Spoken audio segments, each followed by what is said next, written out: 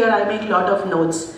And before we dive into today's agenda, let's take a moment to acknowledge why we are here today. Does anyone know why we are here today? I don't hear any noise. Do we know why we are here today? The real estate and construction sector are more than just industries. They are the foundation of economic growth, innovation, and building communities. Isn't it amazing that you are not just working with the bricks and mortar, but you are creating communities? From the skyscrapers to the sustainable housing, every structure represents the vision, creativity, and hard work of many talented individuals. And today we are here to celebrate that spirit of creating communities. Before we dive into detail of all the discussion, I just want to remind you, please make sure you put your business card in the lucky bowl because there are certain very special surprises are there. So make sure that you have done it. If not, then volunteers will be taking that bowl. So you make sure you put that one. And we have two very special fire chat discussion and panel discussion. Let me quickly brief about that before we get into details of it. Fire chat is honored by Mr. Ankur Agrawal. He is founder of B&W Development. Mr. Vivek Oberoi, Indian business actor and Indian businessman and actor, and it's moderated by none other than Mr. Sahitya Chaturvedi. And another panel discussion, which is focused on something very special, that is Rising Dubai, Balancing Growth and Readiness. I'm quite curious to hear about what they are going to talk.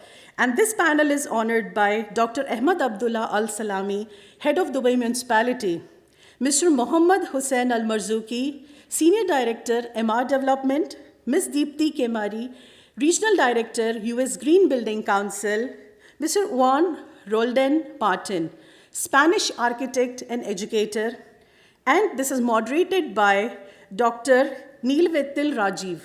He is MD of ESPA. So we are having power-packed discussion, so please be attentive, keep your phones on silent and get ready for something interesting.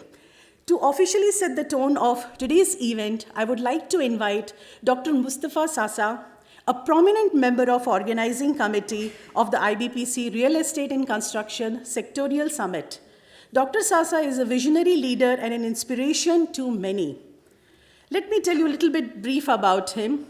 Dr. Mustafa Tahir Ali Sasa is prominent Indian business magnate, social philanthropist, renowned corporate speaker, mentor, mindset and leadership coach, certified by world's #1 leadership coach, Marshall Goldsmith. Dr. Mustafa Tahir Ali Sasa is chairman and managing director of Raj Group of Companies, UAE. Raj Group is having presence in Dubai since 1958. Raj Group has subsidiaries and associates in India, Middle East, Europe, and US. Raj Group is one of the into business of GPS technology, power tools, construction, and building material. Dr. Mustafa Sasa has done masters in criminology and emotional intelligence from UK.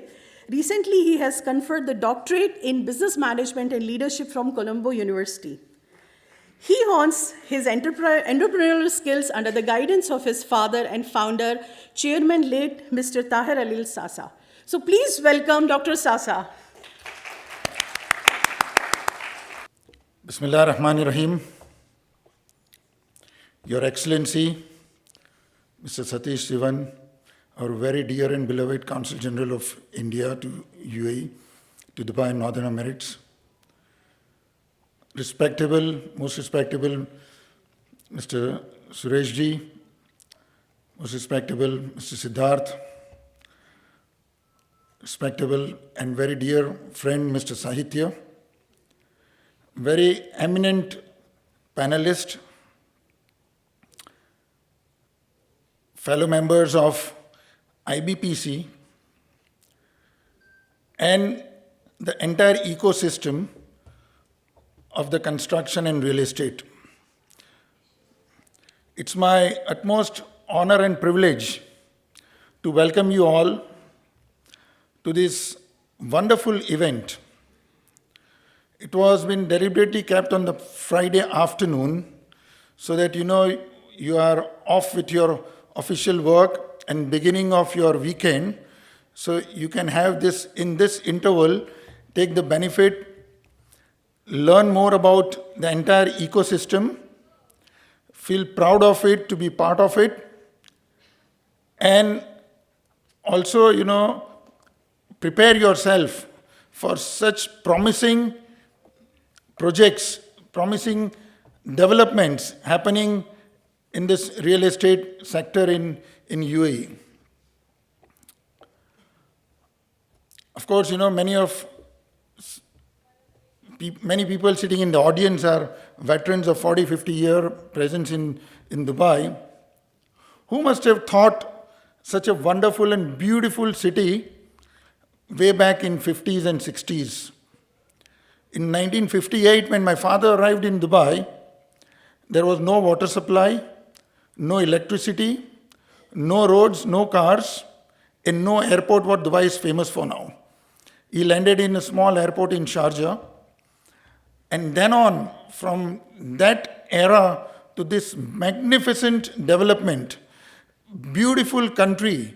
And when I say country, it's evenly, it has been developed. You see Abu Dhabi, beautiful city with magnificent infrastructure. Dubai surpasses everything. Sharjah is a cultural capital of UAE.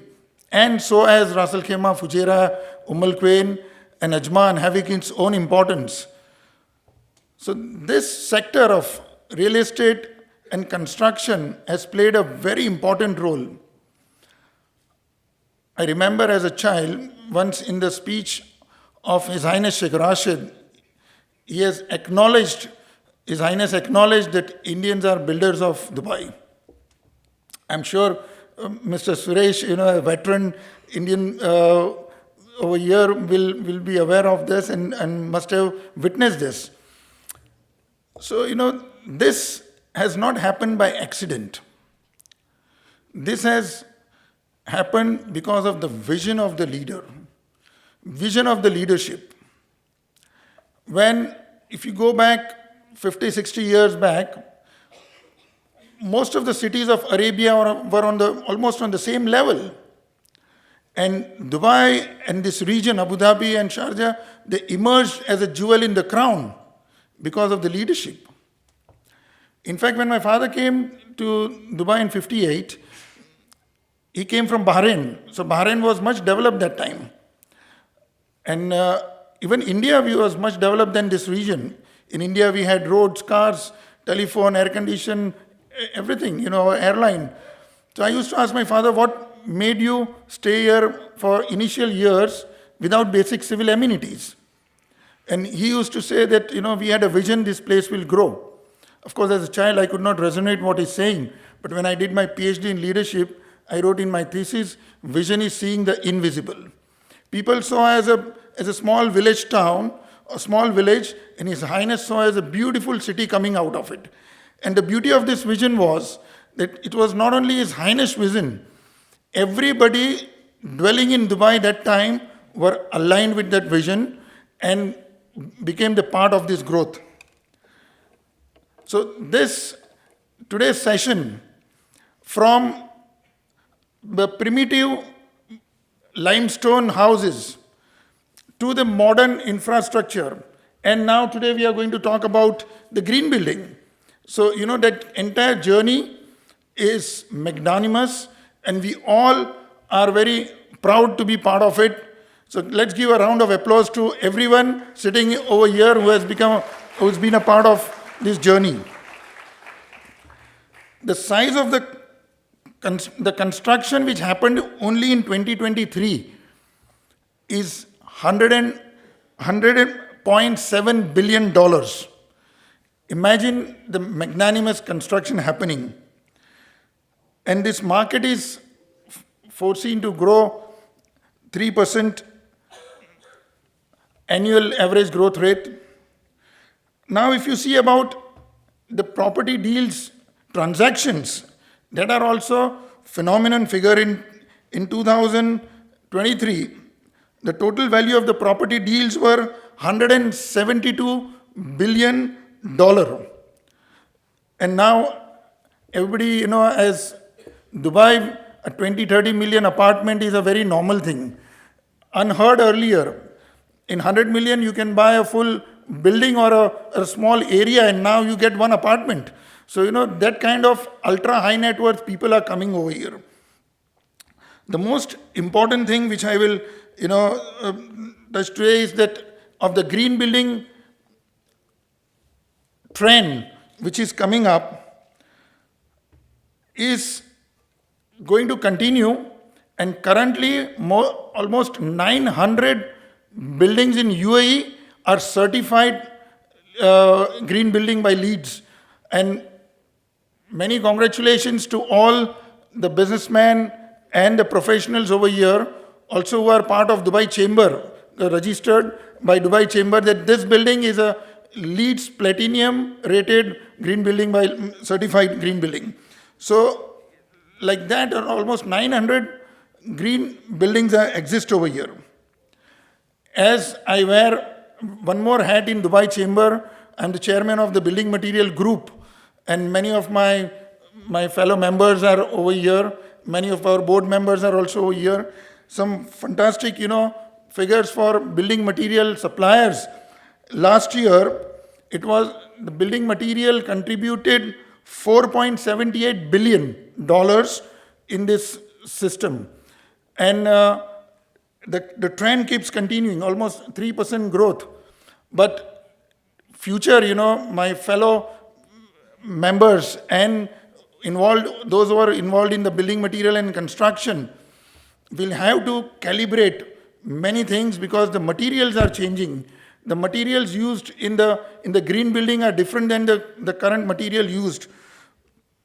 So that calibration will always keep us on the track of innovating ourselves, because nothing stays constant. The cars we used to drive 10 years back are not same now. The mobile we used to drive 10 years back are not same now. So with this, I welcome each one of you, and I'm sure the eminent panelist, what has been informed, will have a wonderful discussion and a lot of take home for everyone. Thank you. Thank you so much, Dr. Sasa. It was so interesting that backstage I was making notes. Isn't it amazing to know that how Dubai has evolved in last 50 years because of its vision of UAE leaders? And it's brilliant that I love when you mention about the green building and sustainability. And it's amazing to know that more than 900 UAE buildings are green certified. So let's clap once for that. Because we all are from construction, right? So let's celebrate this one. Now it's time for me to it's my honor to call Mr. Siddharth Balachandran, Chairman of IBPC Dubai, to address the summit. Mr. Balachandran is a distinguished leader and true driving force behind IBPC Dubai. Mr. Siddharth Balachandran is a young and inspiring entrepreneur driven by a strong sense of commitment to social development. He's an executive chairman and CEO of Buimerk Corporate Limited, and is one of the largest individual stakeholder of the Bombay Stock Exchange and National Stock Exchange, India. So he's quite rich. His business philosophy is rooted in socially conscious investment and obligation to improve quality of life of people, plants, and animals. That's brilliant. He's a founder member and current chairman of India Club Dubai, and serves as the patron of Governor of Indian Social Cultural Center, Abu Dhabi. He's director of Chinmay International Residential School, Coimbatore, India. Mr. Balachandran plays an active role in identifying cause and supporting credible NGOs. He's a patron of several organizations that work in the area of child welfare, environment, animal welfare, healthcare, such as Al Jalila Foundation, Smart Life Dubai, Dubai KMCC. He's also expanded his philanthropical work in India through Navjyoti India Foundation, Jeevandhara Institute of Neurodevelopment and Research, and Sukritam Charitable Trust and Wildlife SOS, to name a few. And here is the best part. He's also recipient of Pravasiya Bharatiya Samman Award, the highest honor conferred to overseas Indian for business community and welfare. So let's welcome Mr. Siddharth Balachandran. CG, my friend Satish Kumar Shivan, my friend Suresh Kumar, governors, Secretary General, conveners, co-conveners, executive committee members, my chief guests today, the young leaders of tomorrow, the students from various universities who have kindly consented to attend, brothers and sisters of the IBPC member fraternity, a warm welcome to all of you. Now, Neetu will not be getting any chance for any notes. I'm not going to make a speech like that. But what I'd like to say here, or what I'd like to state, let me start off with a cliche. Excellence is a journey. All of us have heard that. But I believe that excellence is a journey with milestones, and I've said that again on multiple forums. But let me evolve a little and sort of give you a different piece about excellence. We have milestones in this journey. We think, we introspect, we retrospect. And most importantly, we deviate. We need not stick to the path. That is a revelation I've had. Because sometimes the biggest mistake is that we are rigid. We stick to one path.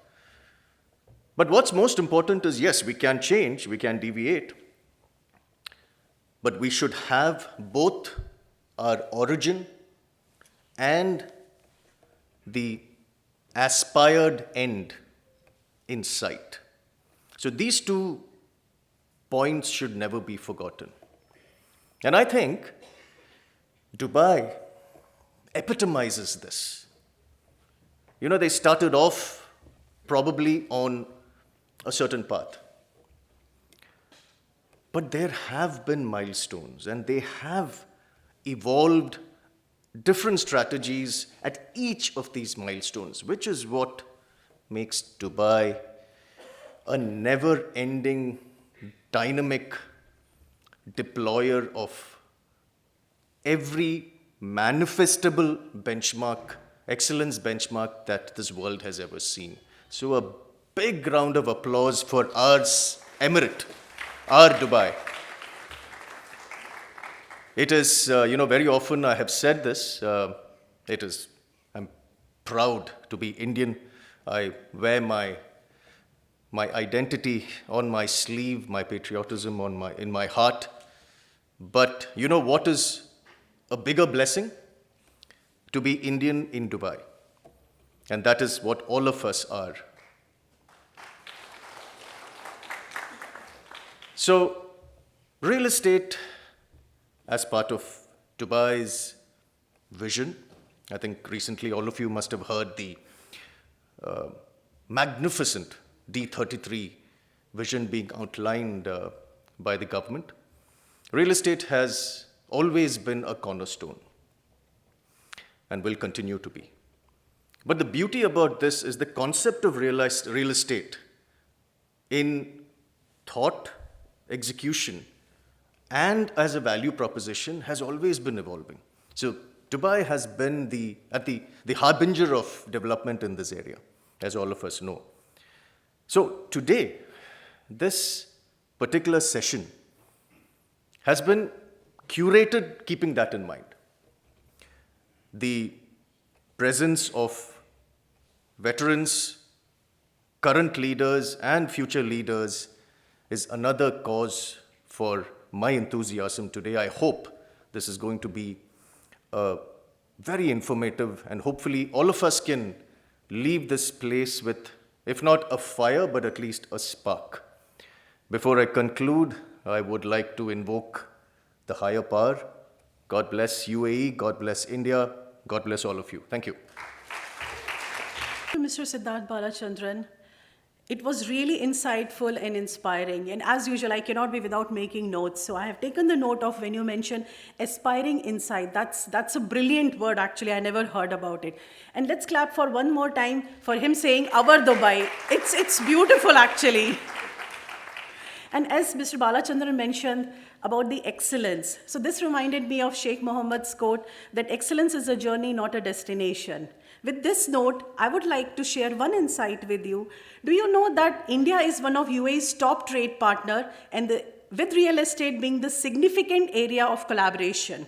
And with this note, I would like to invite His Excellency Satish Kumar Sivan. I've got instruction to keep introduction a little small. Otherwise, it'll take the entire day to talk about him because he has done so many magnificent things. His Excellency Shri Satish Sivan, Consul General of India in Dubai. I welcome you, sir, on stage. It's really short, I'm keeping. Thank you very much. I think after Siddharth Balachandran, I don't think there is anything that can be said about me, right? So I'm glad that you kept the introductions short.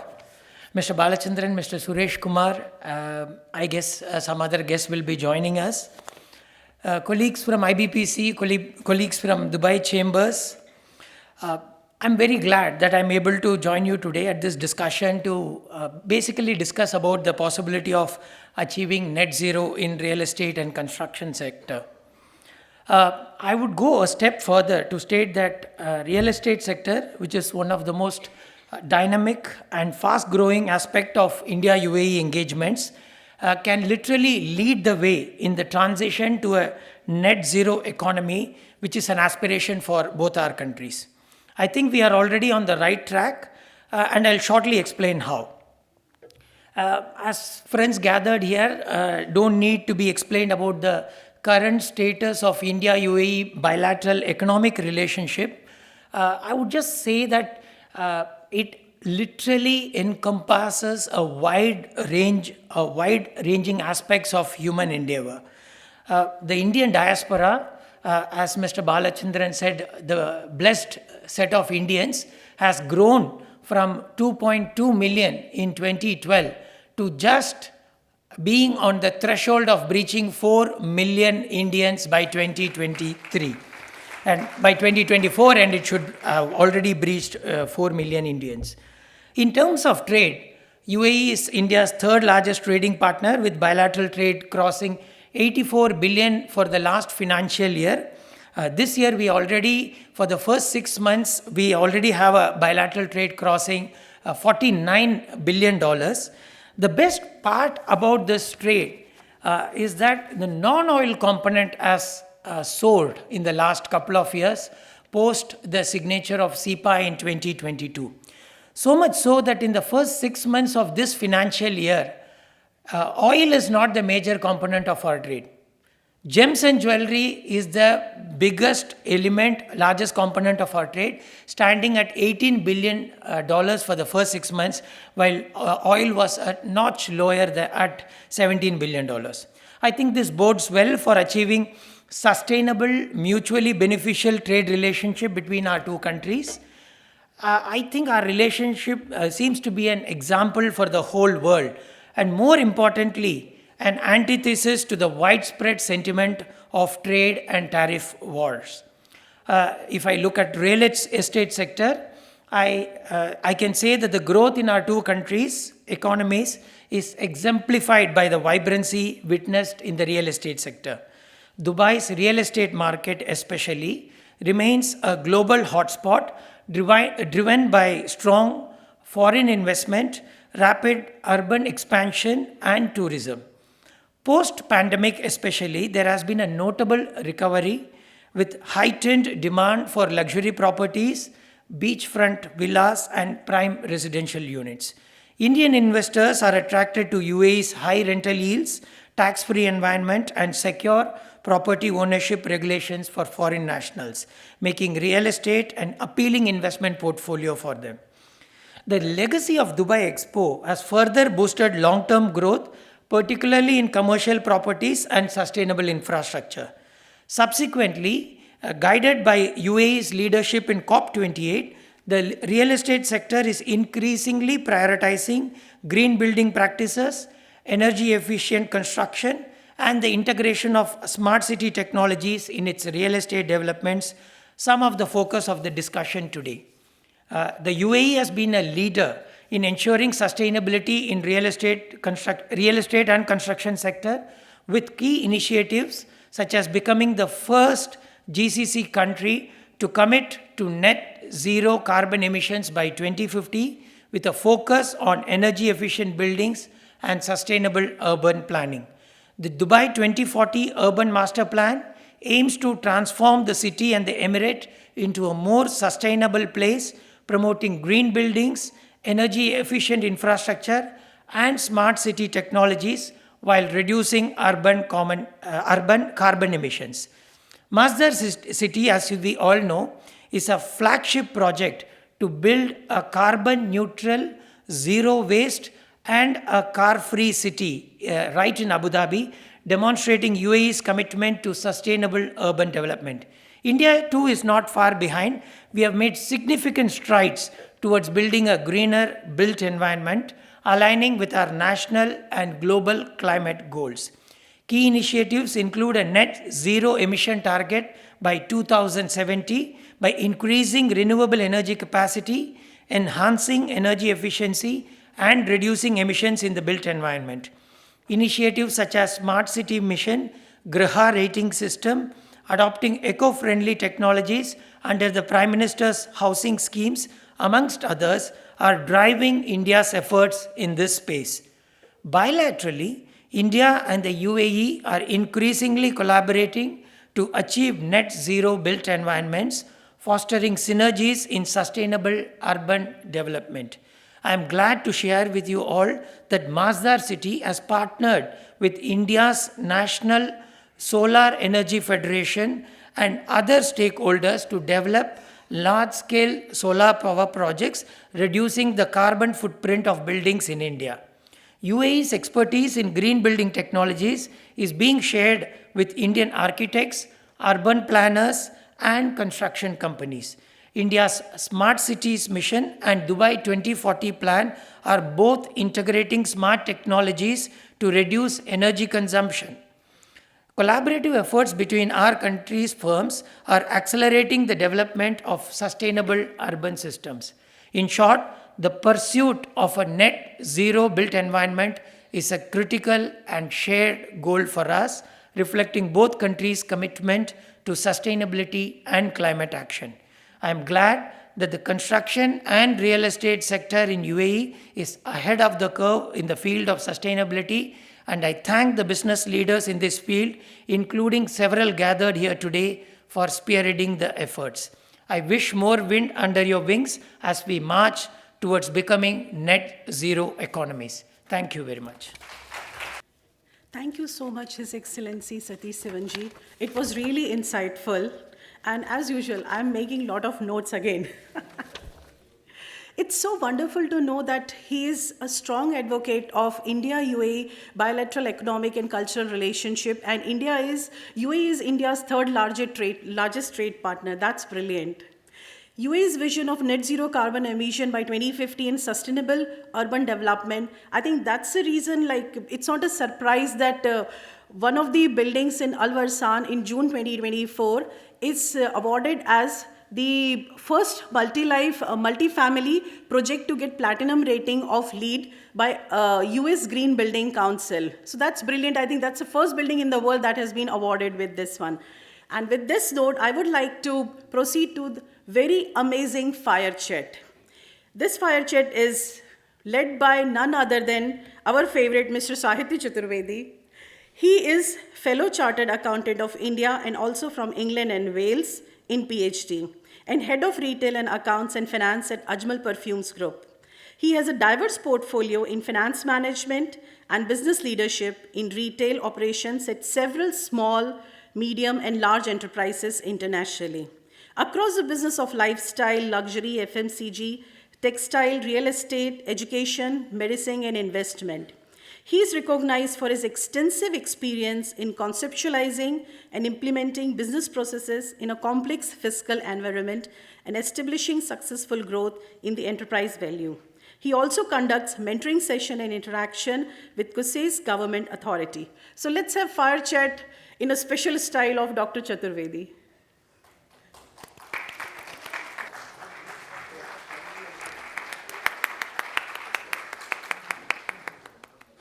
I think Neetu has spoken a lot about me, but it's not that the case. because today we are assembled here as Indian Business and Professional Council. We are under the umbrella of Dubai Chambers, and that's where, at the right place, at the perfect time, and in the perfect premise, we are present over here. Today, as the convener announced, that the discussion are all about the construction industry, the trend, the building materials, real estate, and of course, the sustainability. Indian Business and Professional Council is an apex body under the patronage of the mission of India, licensed by Dubai Chambers. And today, we are associated with all like-minded institutions, which includes building material group. The chairman, Dr. Mustafa Sasa, is here. We are associated with Taxation Society.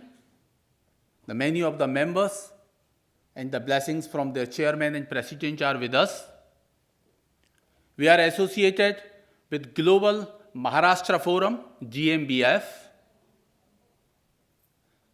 The university students are here with the eagerness to talk with the panelists, the speakers, the seasoned scholars of the industry, the stalwarts of the industry. And if I highlight about the Indian Business and Professional Council, our objectives, we exist to make a bridge between the bilaterals of UAE and India. Before we proceed towards the discussion, I would like to give a brief introduction about the speakers today. So may I request Ravi to put on the screen who are the speakers with us today, what are the basic profiles, so that you please keep your questions ready when the question answer sessions are going to happen. Mr. Ahmad Abdullah Al Salami, he is the principal building studies specialist who is with us today.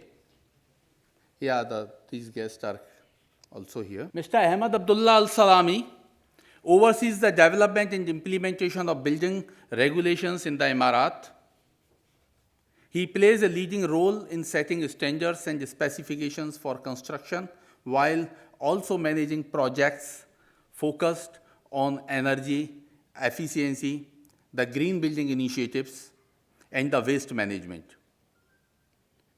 He is passionate about finding innovative and sustainable solutions for the challenges and opportunities in the built environment, especially in the area of energy efficiency, renewable energy, fuel cells, robotics, 3DCP, modular buildings, green buildings, mechanical engineering, by his all qualifications and experience.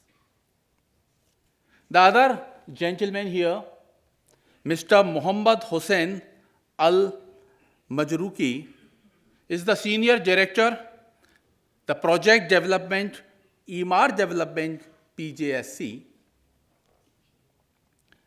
He is also a very recognized senior real estate professional. Let me quote it here that we are having an audience, the MBA students as well today. They are eager to know the trend. They are eager to know the designs, how the building designs are coming up, what the trend is. Buildings are not just made in a month time. It takes the years. It takes the decades from landscape, the designing, the architect, the permissions, and then actual results. Mr. Muhammad Hussain is a recognized senior real estate professional with a demonstrated experience of 21 years of multidisciplinary real estate industry. He is a director, responsibilities coupled with entrepreneurial and corporate governance skills. Spread across diversified real estate ventures and destinations in the developments in UK and UAE. Known for a proven record of executing complex projects through conceptualizing, delivering, complementing, and operationalizing a successful mixed use, Mr. Mohammad Hussain has made a recognition in the country. Almost from dirham, 50 million to 150 billion is the journey of real estate with this personality.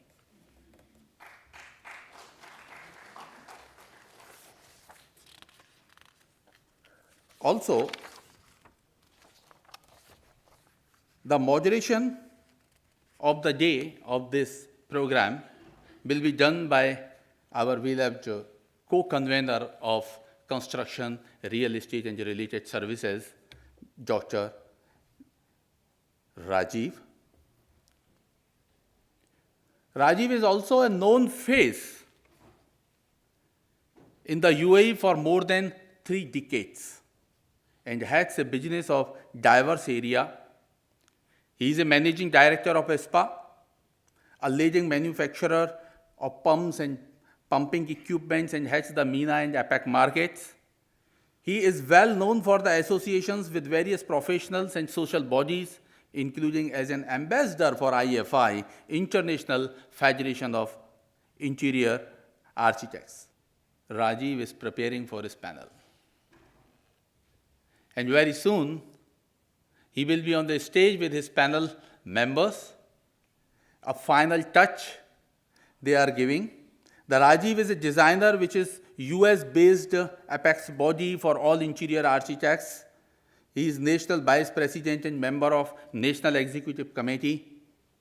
And by this time, we are welcoming the cine star, Mr. Vivek Oberoi, and the star of the real estate, CA Ankur Agrawal.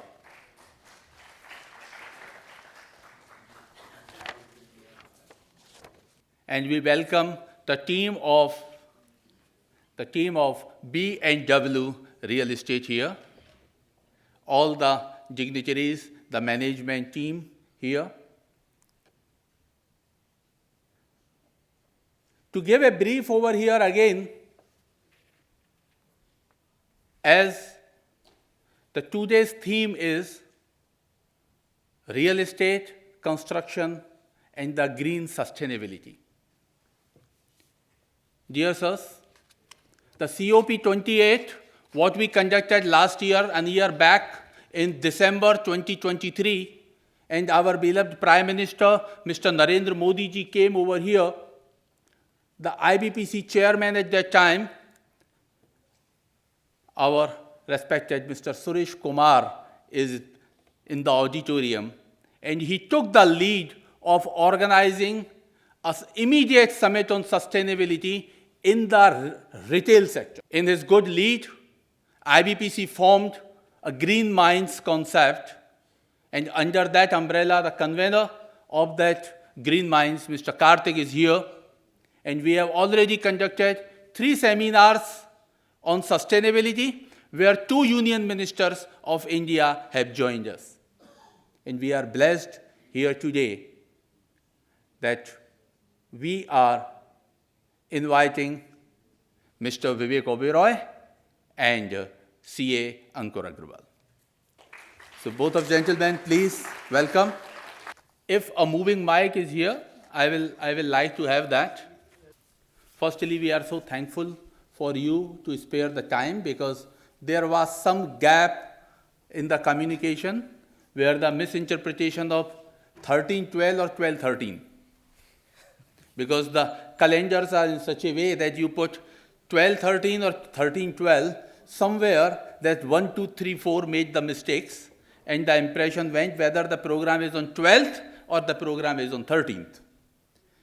And today, because they reserved the day calendar for 12th December, and 13th December, they are launching a big project today.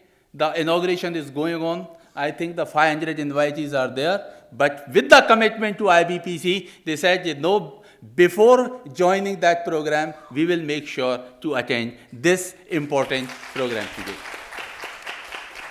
Mr. Ankur Agrawal is a chartered accountant, a chairman and founder of B&W Real Estate Developments in UAE. He has come from a humble beginning in India to lead, is one of the reasons of top luxury real estate firms. When I asked him first time that this development in that how many years, this would have taken a decade's efforts.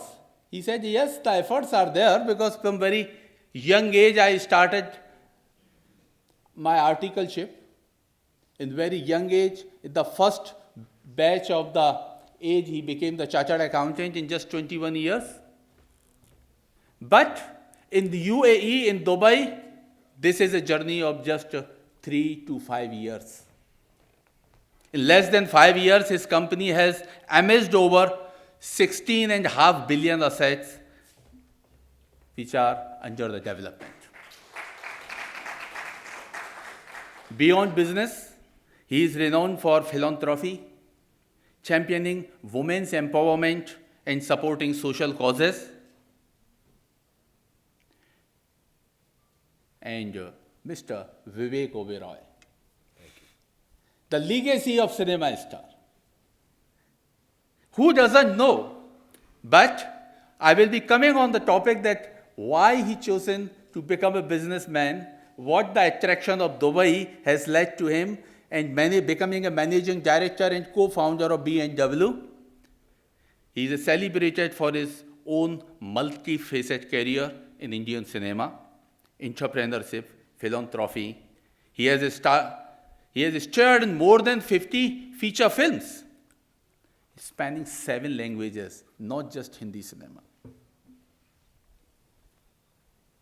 He has been recognized by Forbes as one of the top 40 global philanthropists. Vivek, you are most welcome here. Thank you, Satyabhai. Thank you. And I take the opportunity. There are the list of questions, by the way, but as was mentioned, let us limit it. Initially we designed the program to have the keynotes, but CA Ankur, he said that preparing presentations is fine in many of the conferences we are doing. If we are in the umbrella of our India, our UAE, then let's be interactive. Let the people ask the question what they want to listen, not that what I wanted to say.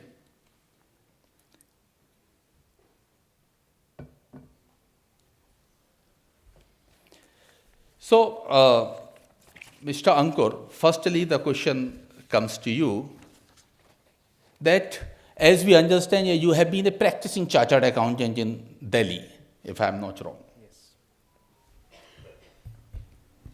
And in a young age, very inspiring personality, what attracted you to opt a real estate business instead of just leveraging the accounting profession? What has attracted you more in the real estate? First of all, good evening to everyone. And Sahitya Bhai was very kind enough to give an introduction. It was not that big, but thank you so much. I feel honored. Okay, so coming back to the question which you are asking about the real estate, coming from a background of a chartered accountancy practice. So the thing was, I just want to be, I always dreamed of being an entrepreneur from a very early age. I lost my father when I was 6 years old, and somebody has taught me that the biggest thing you can achieve in your life is to be the owner of a business house. This is what I have learned during my childhood days. So when I entered into this profession, actually I did not choose this profession. I have been asked to select this profession by someone. Okay. Yeah. Okay, when I cleared the chartered accountancy, it was being again taught to us. Actually, it's the same problem to everyone, every chartered accountant student, that they have been taught only two things: either you will do a job or a practice. The third thing they don't know. So this is because most of the Very true. students come from a middle class background, just like me. Very humble background actually, because it's a course which everyone can afford actually. So I have been also taught by the same practice, and then I thought, okay, I will not be doing any job. Rather, I will be doing a practice. So I treat my practice like a business. So I was doing practice in India. Coming back to the real estate thing, when I came to Dubai, it was never in my mind to do anything such kind of practice. In fact, I live in a rented house for 20 years back in India. So I never thought of doing any kind of real estate practice. I have been asked by someone, why don't you try this thing? So I actually tried it, to be honest with you. Okay. I Wow. actually tried it, and I started through brokerage practice. That was back in 2021. And that company comes into existence, Bricks and Woods. Then actually the thing which I was learning for years and years, like how to manage the system, internal control, financial practices, modeling, everything which I was learning, I applied everything into this business, and I got the results. So basically, what I have learned is that a chartered accountant can be a CEO, CFO, CMO, COO, everything. So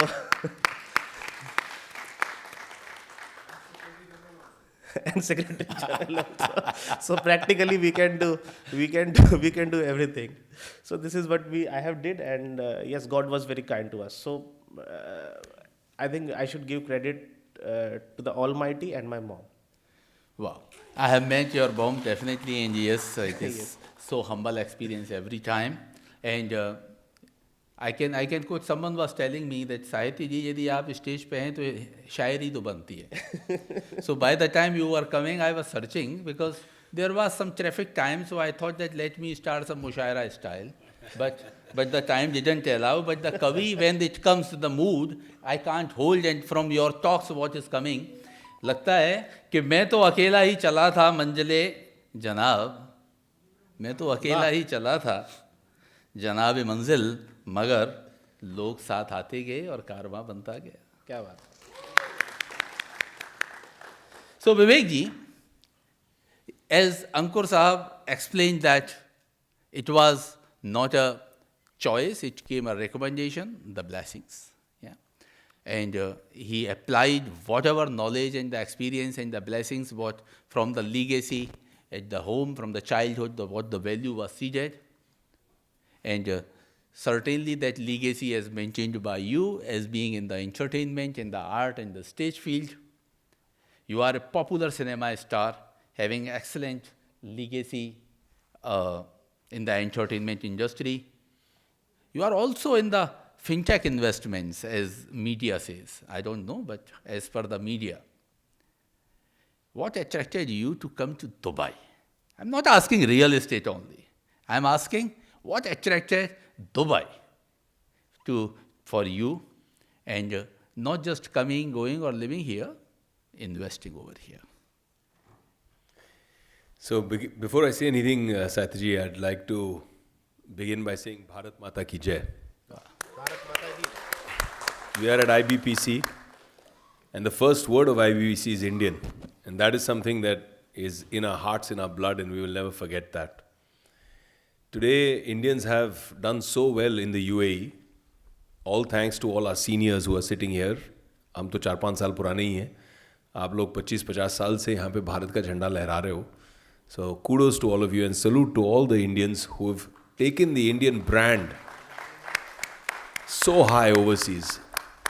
Recently, my brother and I, we were at an award ceremony, and Sheikh Nayan Al Mubarak was giving us an award.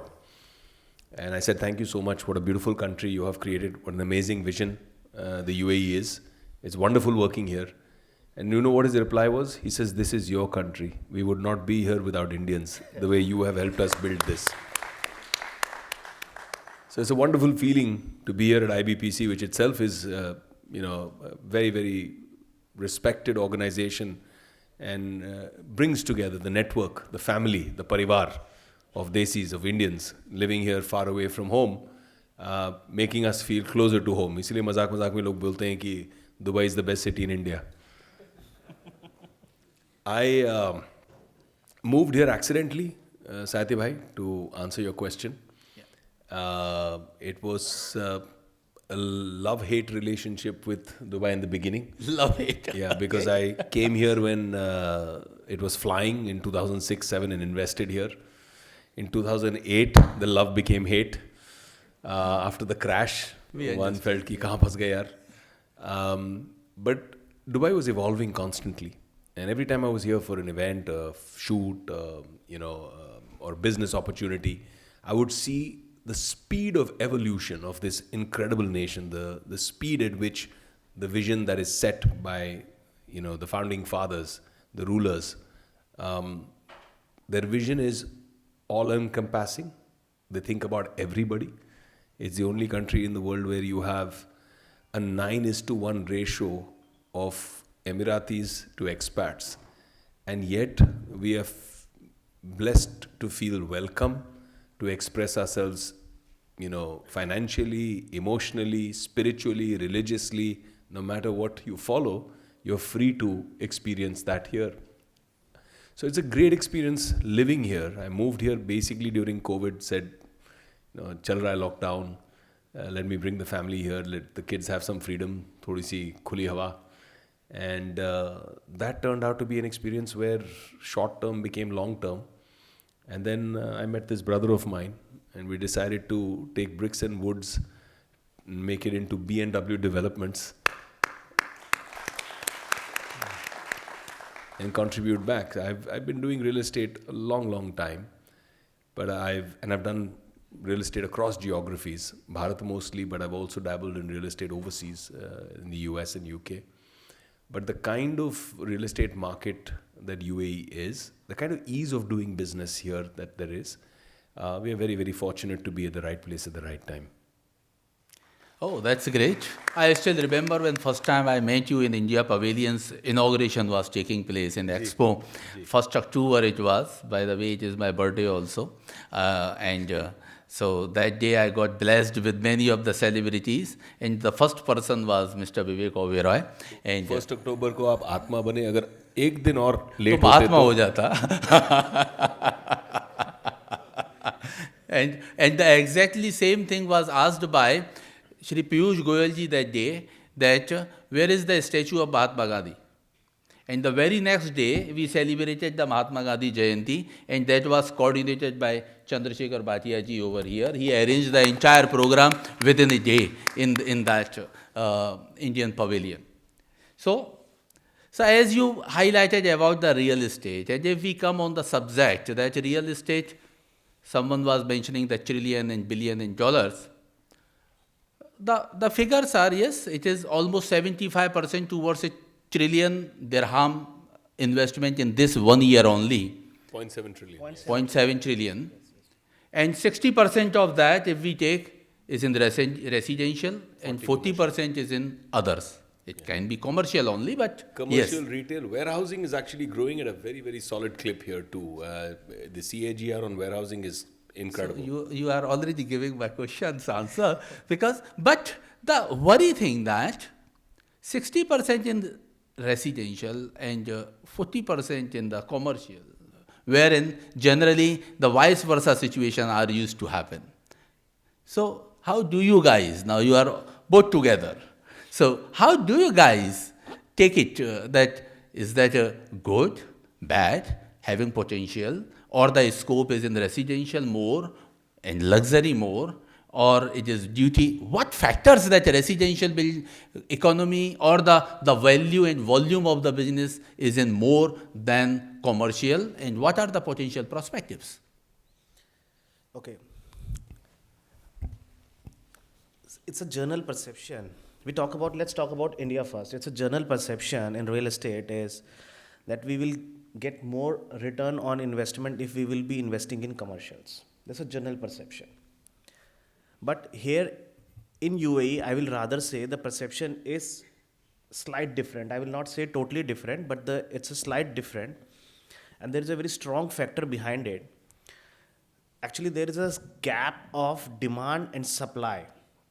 And actually, it's a very huge gap because most of the people understands that they are coming up with a lot of projects every day. The new launches is coming in. So who will buy these units? So the answer is there is a gap of 80% of the demand which is being generated actually. The supply is just the 20%. Just to give a proof of whatever I'm saying, if you can check the database of the land department, around 100,000 units can be delivered in next 4 years. Only 100,000 residential units. And if I'll take the basic calculation of how many persons can be accommodated in a unit, it's 4.25. So ideally 425,000 people can be accommodated in next 4 years. This is the supply which will be coming in next 4 to 5 years. But if you will compare, I'm just talking about Dubai, not even UAE. But if you will compare it with the population expectancy, and if you will see the chart, the population is growing at a speed where it will be added by 1.8 million people in next 5 years. So where they will live? So actually there is a huge gap and there is a supply crisis. So that's why residential units are getting more hype here. This is first strategical factor which I discussed with you. The second thing is that the rental values in UAE is even more than the commercial values of a residential unit. And why it is so?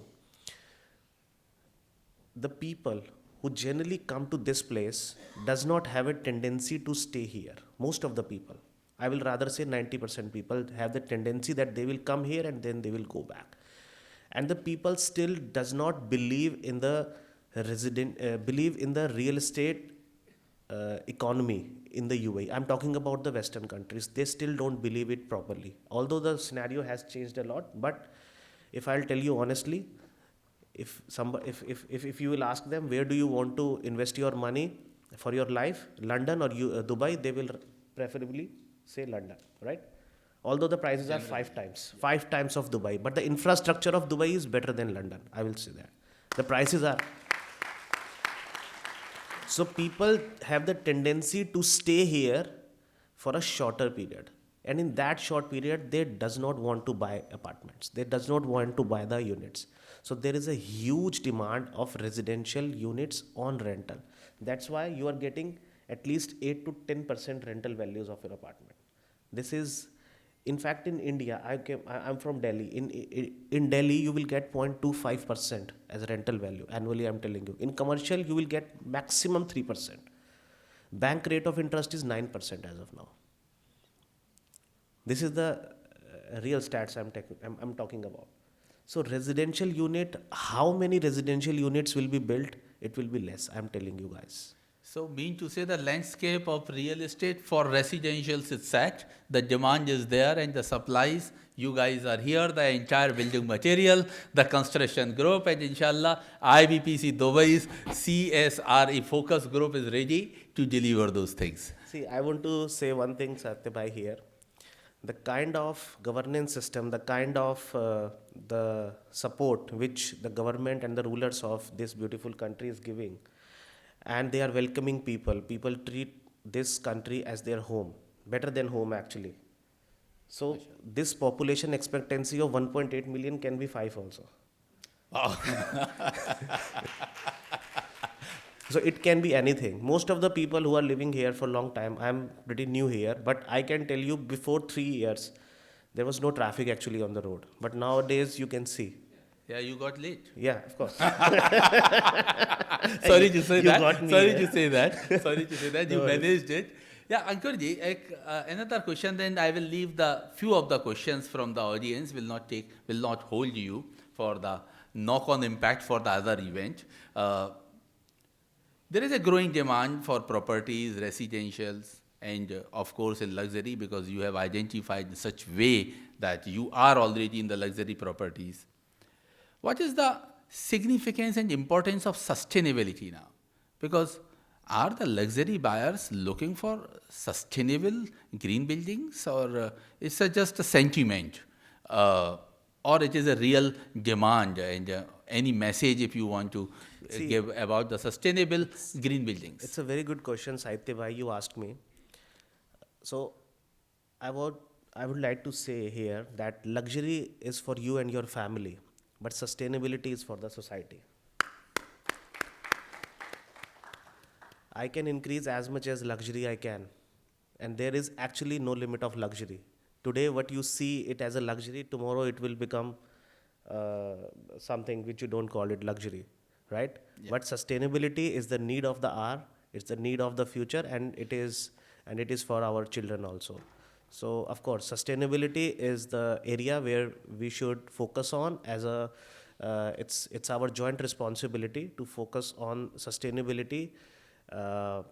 In a way, we are looking at luxury also. Luxury is okay, but luxury is temporary, sustainability is permanent. Wow. That's a great message. Thank you so much, sir. And with that, I will open the forum for, because I can't hold the fans interacting Vivek and Ankur, of course. The chartered accountants are here, like Mr. Pradeep. You can also ask what's the next movie of Vivek. So, Mr. Ravi, can you help with the mic, please? If anyone from the audience. Hi, my name is Adil. We represent a Vital News channel here. As you said that residential properties are important, increasing the value for investors. We all believe that the society is on two wheels, business and economy. For business perspective, increasing rates, very good. Returns, very good. What about the society? What about the tenant? Don't you think the question is increasing a rapid rate? In 2 months, it will be double, triple, by hike of 5%, 10%, 20%. Is the sales strategy of real estate companies is somehow responsible for increasing the inflation of the country, which is not good for the common man? Well, there are two aspects to it, right? One is value, but the other is volume. So when volume increases, value balances out. If you're going to unlock very limited amounts of volume, you're going to create artificial scarcity. The beauty of this country is the speed at which master planning, efficient design, connectivity, transportation, sustainable transportation, mass transit initiatives, the speed at which they're envisioned, planned. You have a nation which not only makes a 2030, a vision 2020, a vision 2030, a vision 2050, but also executes it with those milestones. That allows developers like us to work on both value and volume. And that's how price equalization sets in. The other thing is, you're looking at it only from a negative standpoint of making it unsustainable economically for people.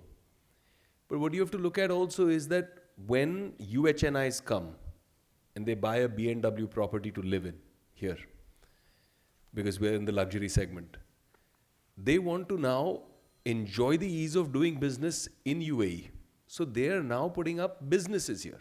Businesses generate further employment. Further employment generates further economy, further revenue. There is more value building in the entire chain. When I came here not realizing we're going to develop BMW, but today BMW has created 400 jobs, right? And high value to low value jobs, but they're still jobs. They're still feeding 400 families. So like that, so many new businessmen keep creating more businesses, more jobs. And that's what you see in both the industrial sector, in terms of factories actually coming up, warehousing, which is growing at a clip, hospitality, which is at an unheard of number. Today, 2023 Deloitte numbers tell you that the jump has been 18.3 million tourists. And from one night, they're averagely now staying 4 nights.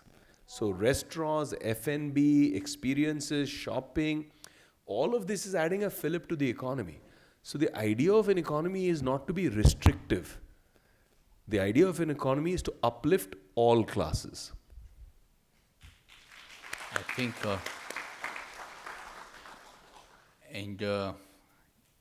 if you allow, sir, I will request our beloved former chairman, Sri Suresh Kumarji, to come on the stage and felicitate our guest on the podium.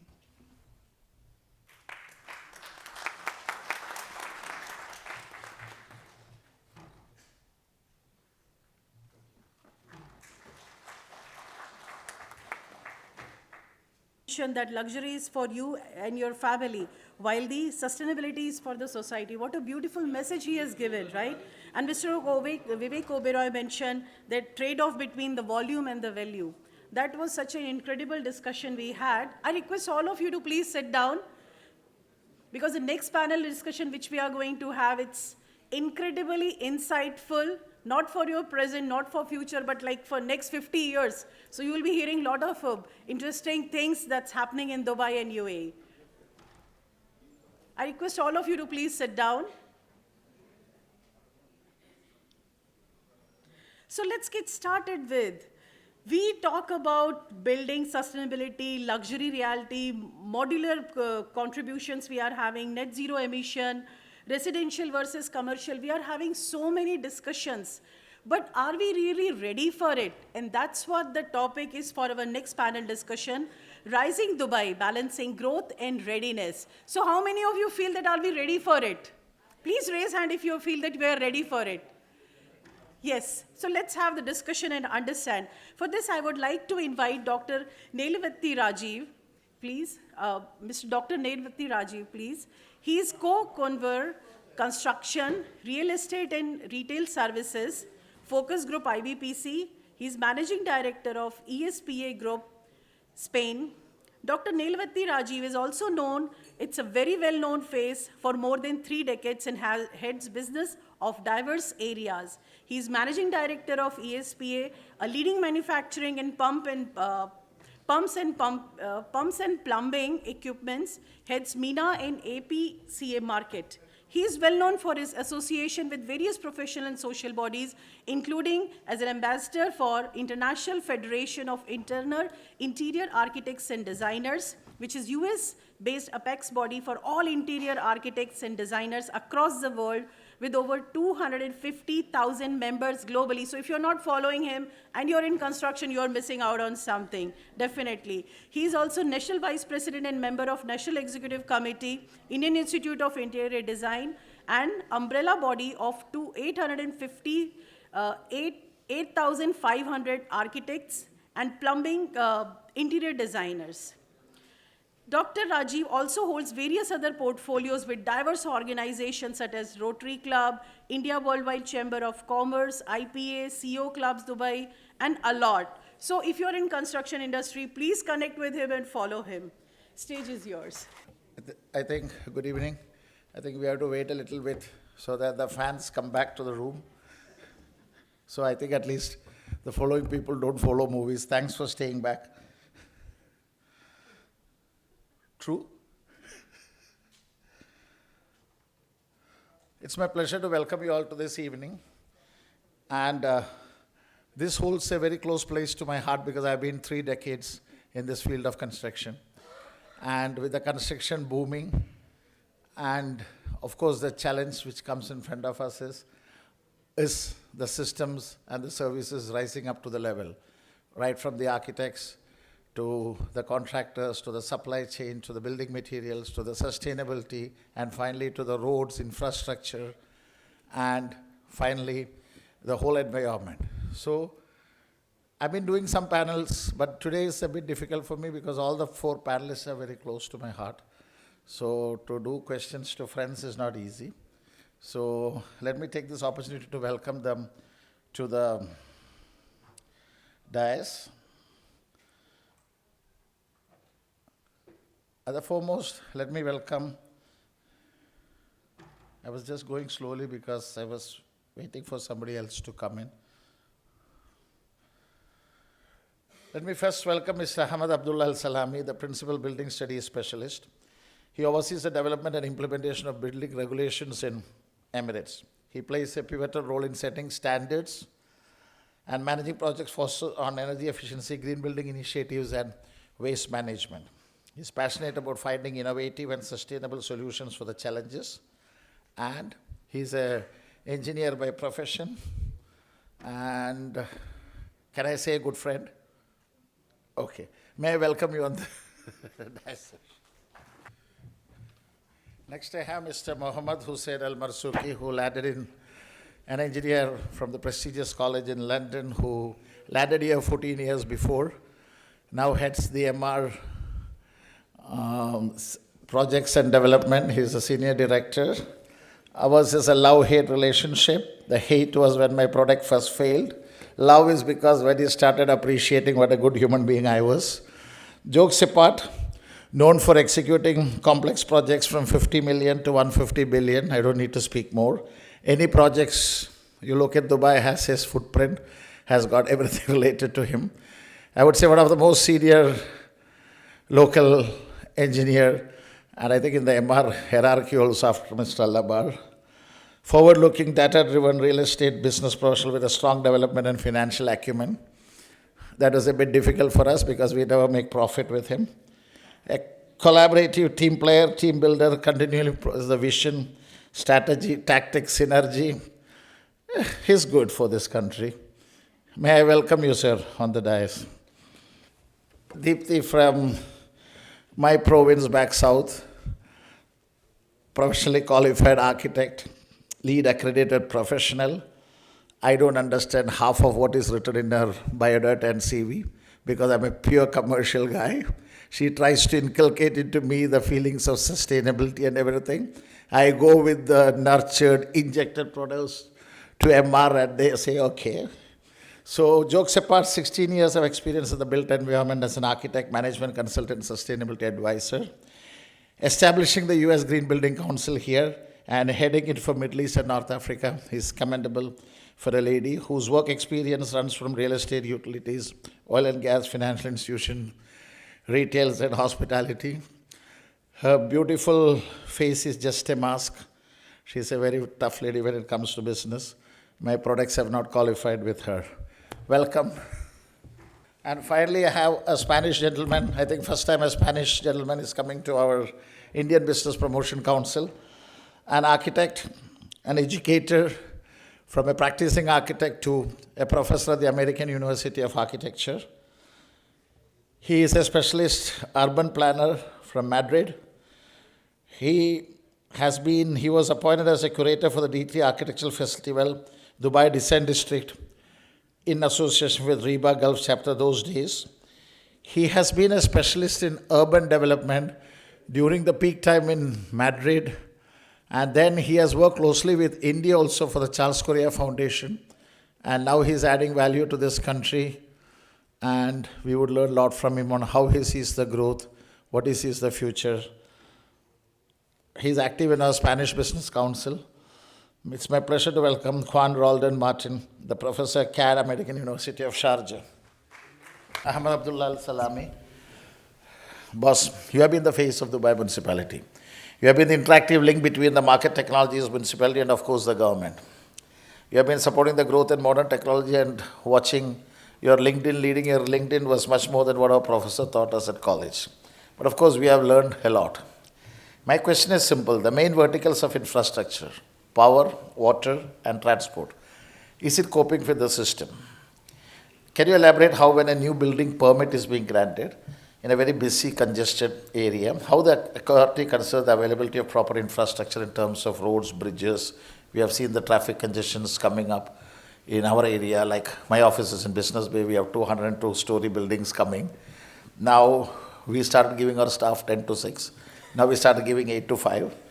I know the city is very well planned, and I would like to hear your perspective of the whole thing, because I know municipality is coming out with innovative systems like automatic car park and a lot of other things. So this is a simple, humble question.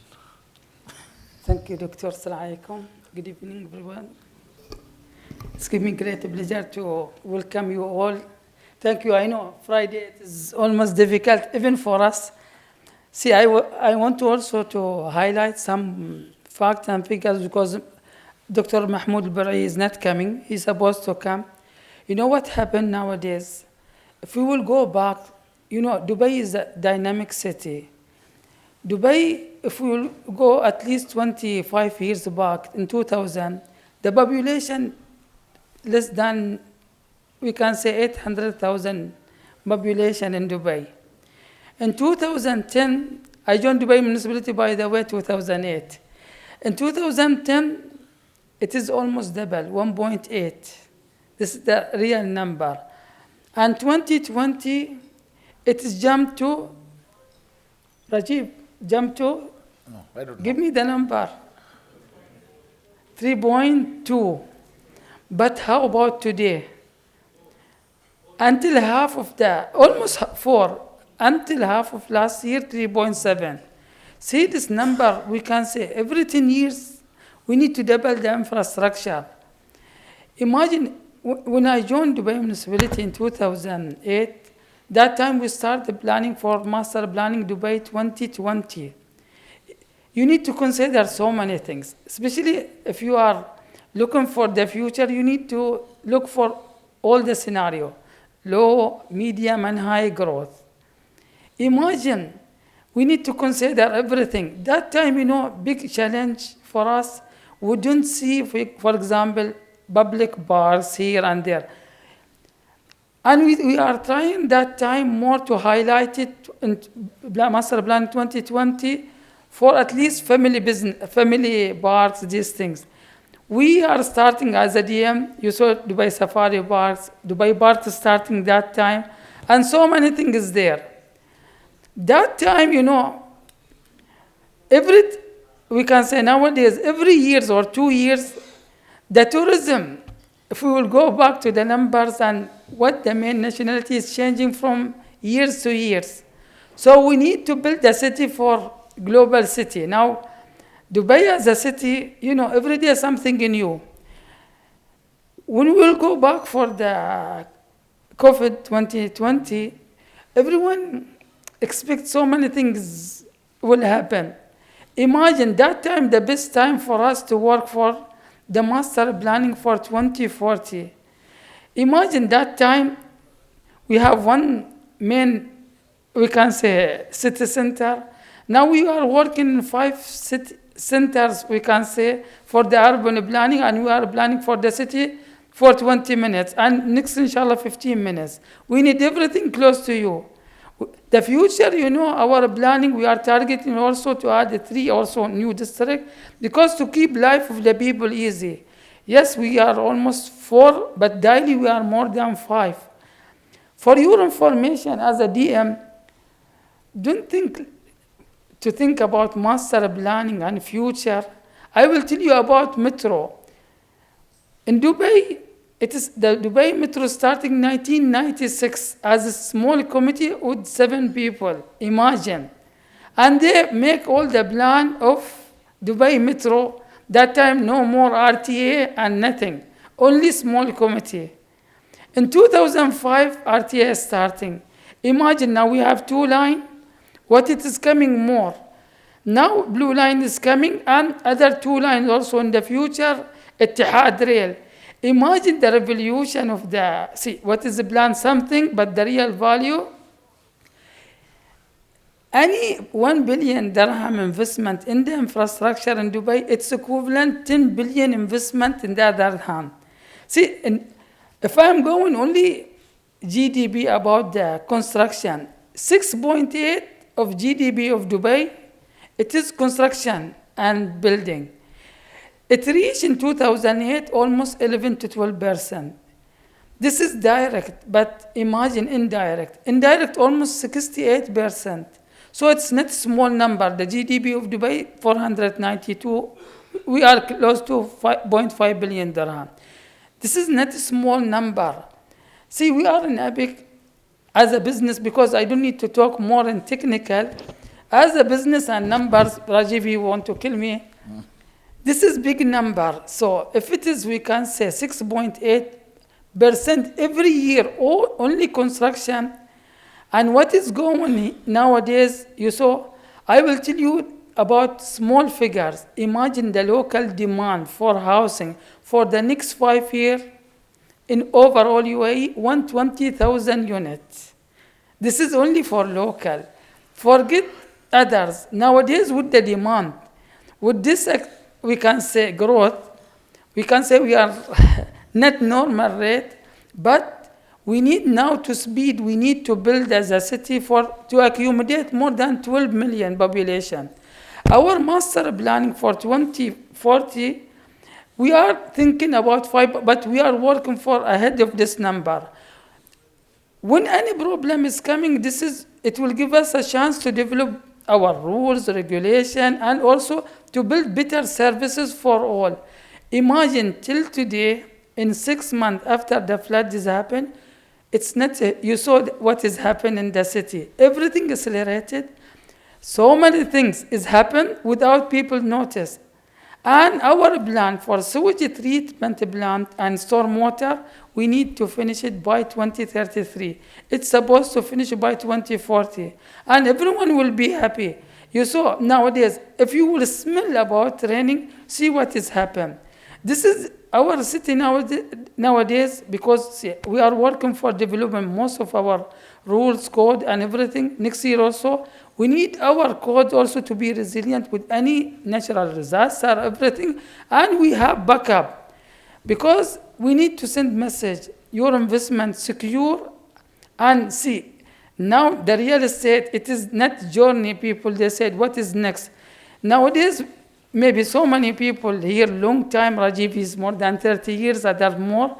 But imagine, we are building, for example, in terms of power, we have excess power, 3,000 megawatt. Imagine, this is today.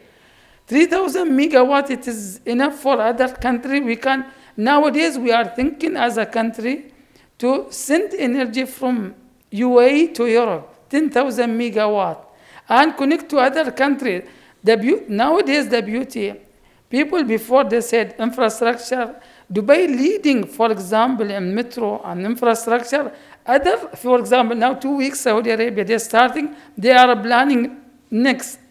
Here, inshallah, the next 3 line, it will be connect all the city. I don't need to take more, you are looking for me. I have so many numbers. We'll keep it. How did you understand? I didn't prepare for.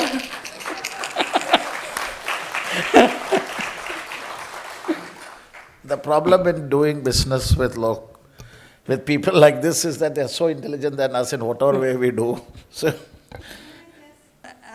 developing Dubai and for the sustainability.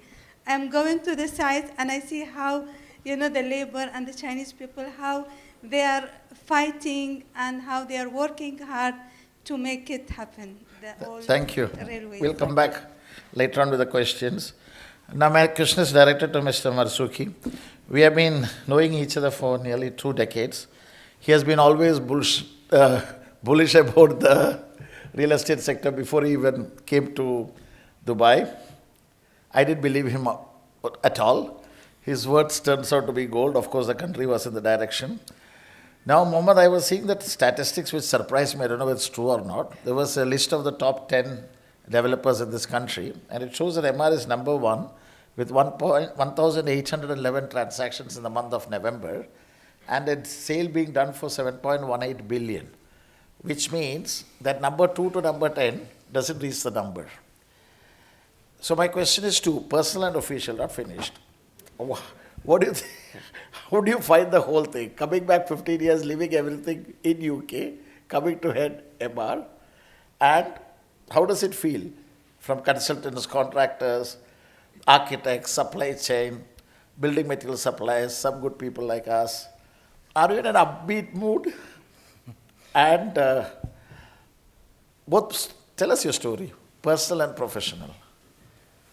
Well, you should have believed me when I told you, right? Yes, I would not be sitting here then. When I first met you in 2013? Yeah. But yeah, as you see, I'm like in my, I started off in 2013 in Ammar until now. And before that, well, in Dubai since 2012. And I've seen a huge change, even in, I'm like, those days, within 6 months, if you were to look at things driving through Sheikh Zayed Road, we wouldn't be recognizing some of the buildings, and it would just be coming up so quickly.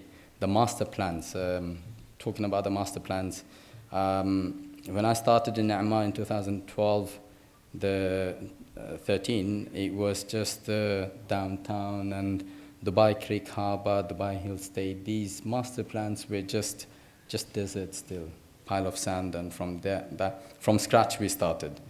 And you can see now, within a few years, how it has gone up. The figures what you just mentioned, it's not surprising. I guess whatever the visions the leaders and the developers, Ammar and other large developers, whatever they have targeted and they have visualized, it comes into reality very quickly.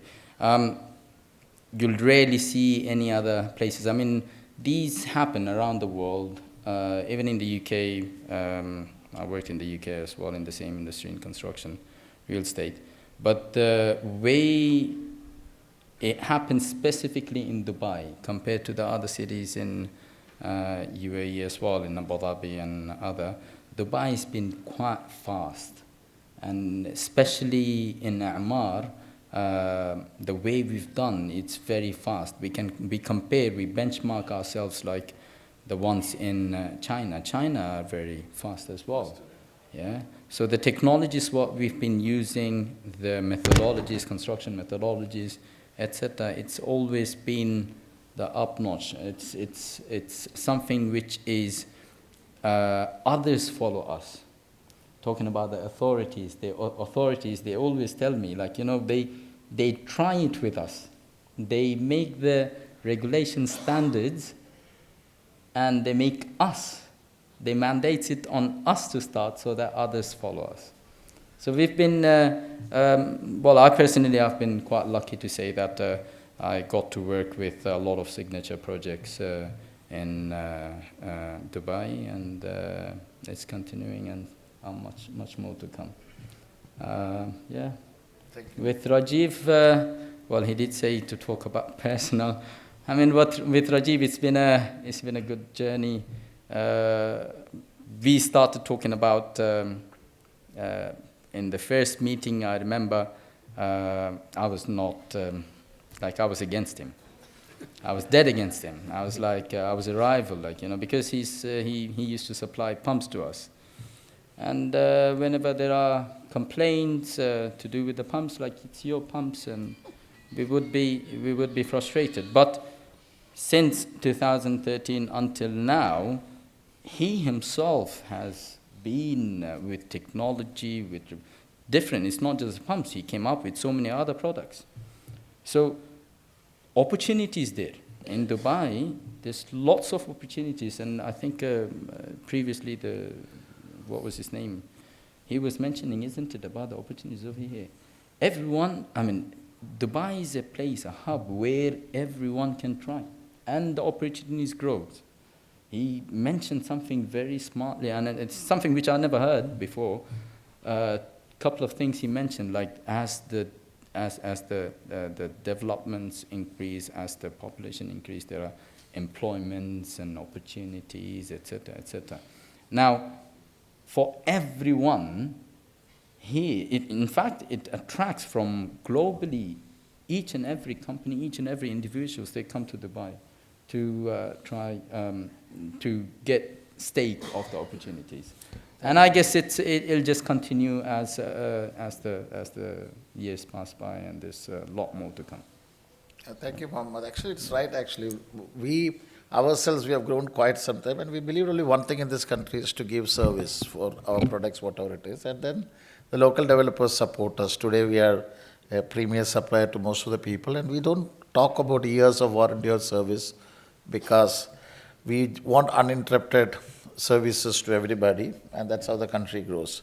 Let me go back to Juan, a leading architect from Spain, worked many places in the world, seeing the construction boom in Spain, later done studies for urban planning in India, a very different profile totally. How do you see all this? What's your take on all it? Do you think architecture standards, specs are in line with the global standards? Are we exceeding the global standards? And what is your suggestions? Basically, anything to be improved? Do you think that we are the best? We think we are. And I leave it to you. Your take on the whole Dubai city. Yeah. No, thank you very much for the invitation. Yes, although I might look like an alien. My relationship with India and, of course, with the UAE is very intense. I have to say that my wife's first job was in Delhi in 1998. And if I count the trips that my son has done between UAE and Spain or to India, he has taken more trips to India over the last 13 years than to Spain. So I can consider also India very close to my heart. I had the pleasure of being the Charles Korea Chair for the Goa College of Architecture in 2019, so I'm very happy to be here today. As an educator, also as a researcher that has been studying urban development and the built environment, I'm very optimistic about the UAE and especially about Dubai. I think that the fast growth that Dubai has had over the last decades is taking a very interesting shift, and this also has to do with my own personal research over the last years. In 2020, right after the COVID, I had the pleasure of curating the first D3 Festival of Architecture, and in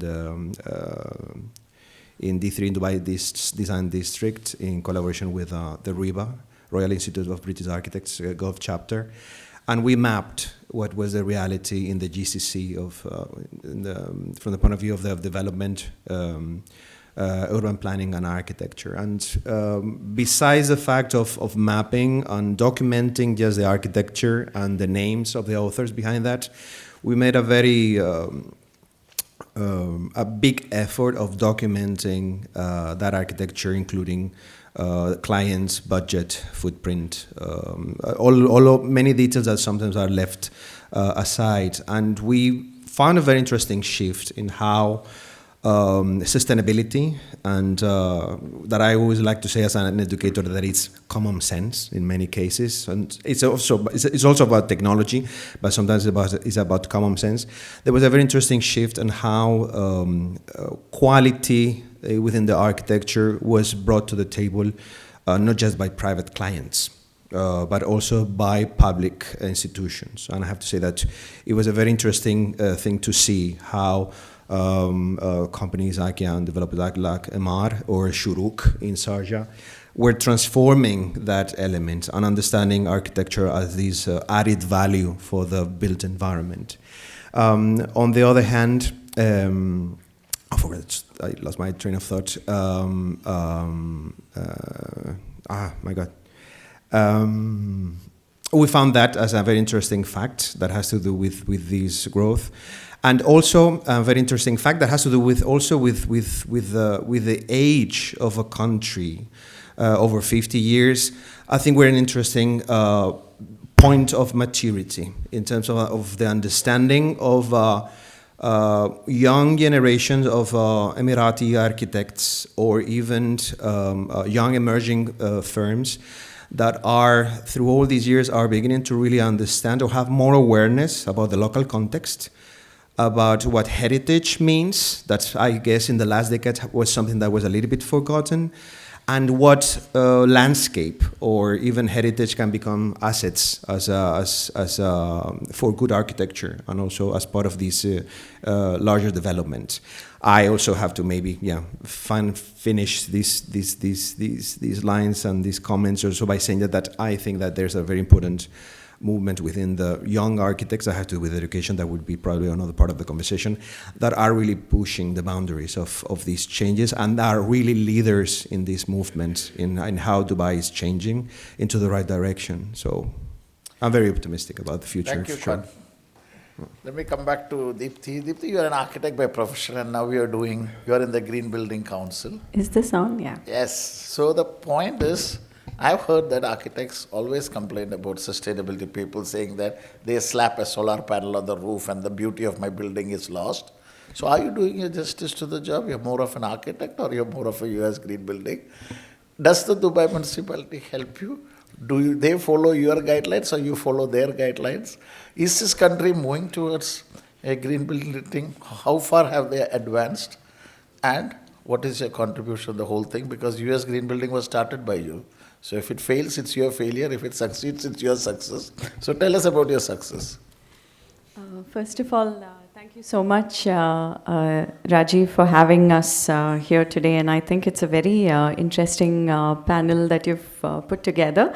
Thank you, IBPC, for the opportunity to represent myself as an Indian first, and then as an employee of the US Green Building Council. So for the benefit of the audience, US GBC and GBCI is the largest green building certification body globally, and our flagship rating program is called LEED, Leadership in Energy and Environmental Design. And with a lot of pride, we can say that we all of us live in a city that is a LEED Platinum certified city.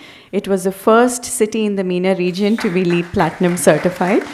And this building is the Dubai Chamber of Commerce, is the first building in the MENA region to be certified by US Green Building Council under the Operations and Maintenance Rating Program. Which is a very challenging rating system to certify under, by the way. Now, going back to your original question on, beginning with architecture and what Juan said, I was resonating my first meeting with Mr. Jagat, who used to front Dubai Chamber's sustainability efforts for over 40 years. He's moved back to his home country, Sri Lanka, but a sustainability conference in Dubai Chamber is incomplete without mentioning him. The first conversation with him, he said, Deepthi, the first time we attempted to certify this building, we only got certified level.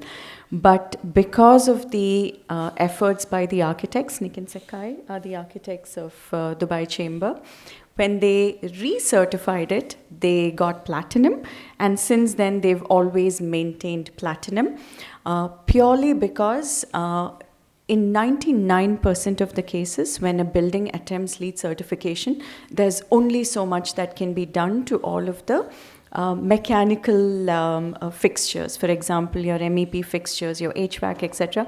There's a limit to which you can work on them. But if a base building is designed beautifully, considering all of the passive design features and architecture in general, I think it's a success story in itself. So I don't really contradict with architects. We are very much in alignment when it comes to all of this.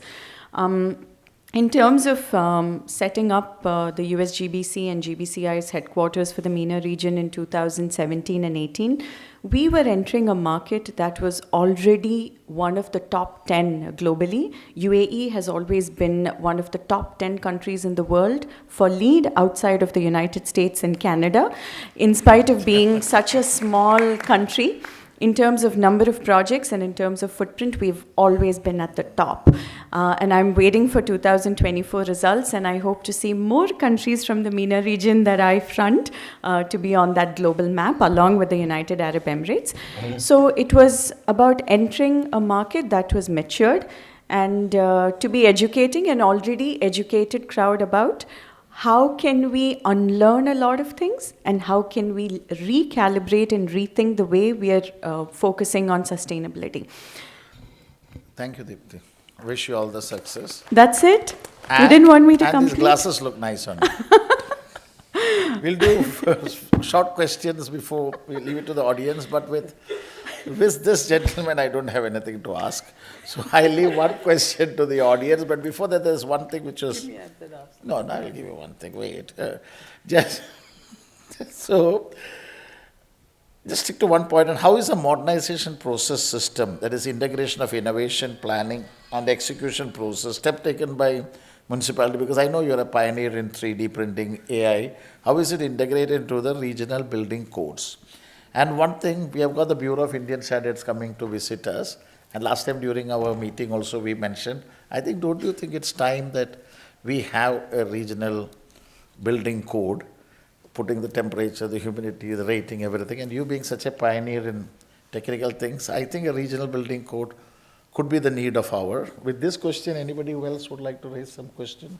Can answer together. Rajiv, sorry, what building code are you talking about? We're talking about this, Smart buildings. the smart building and everything. We should have a regional code because, And Safat? Safat, another program. But we have already. yeah, but it's not. Okay. So where with his development for 3D and AI and all integrated. Right, yeah. okay. So that's what he's Mr. working Ahmed, on. I'd like to just add on and expand to what Rajiv just asked. Can you even speak about what are the AI functionalities which and the tech functionalities which Dubai municipality is trying to put into fixed spaces? And we all here who are all working in the tech space that there's a lot of digital twinning and AI which is being leveraged today. But to what extent is it really happening? To what extent will it become, to Rajiv's point, a part of building code and statutory code in terms of how construction would be carried out? If you can throw some light on that. 3 minutes. Thank you for the question. 3 minutes. See, what we are doing in Dubai, we keep our eyes open. I will tell you my journey. I will be back 20 years back. When I was in the university in 2003, I don't expect something virtual. I worked with a company in France, that time 4 months. I am a mechanical engineer. I notice so many things is touch screen. I have my calculator in the office there, touch screen and transparent. Imagine 2003, that time.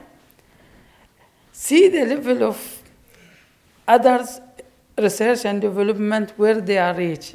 And remote access. It's for me, it is big shock, to see. That time, when I go deeply, I know the Formula One, Michael Schumacher, that time, they are designing with so many programs, Katia, SolidWorks. For me, we know only Autodesk, but other doors is open for me. I see 4D CNC machine, 5D in 2003. Twin City, now we are talking about Twin City, but in other fields already long time.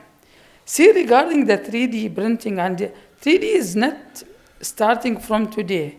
In construction, we can say we'll go back 1998. But in industrial, in 80s, imagine. So this is the beauty. If we are, our rules and regulation not aligned what is going on. Nowadays, the future of building. This week I make induction course for our new generation. They are asking me, Ahmed, what is your future about? Same question, AI and what is going on. I told him, see, life it will come be easy. Before 15 years I told him, it is simple. You cannot build Lego building.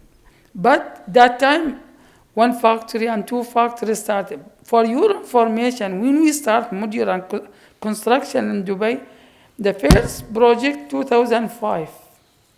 It is 50 baht for bathroom.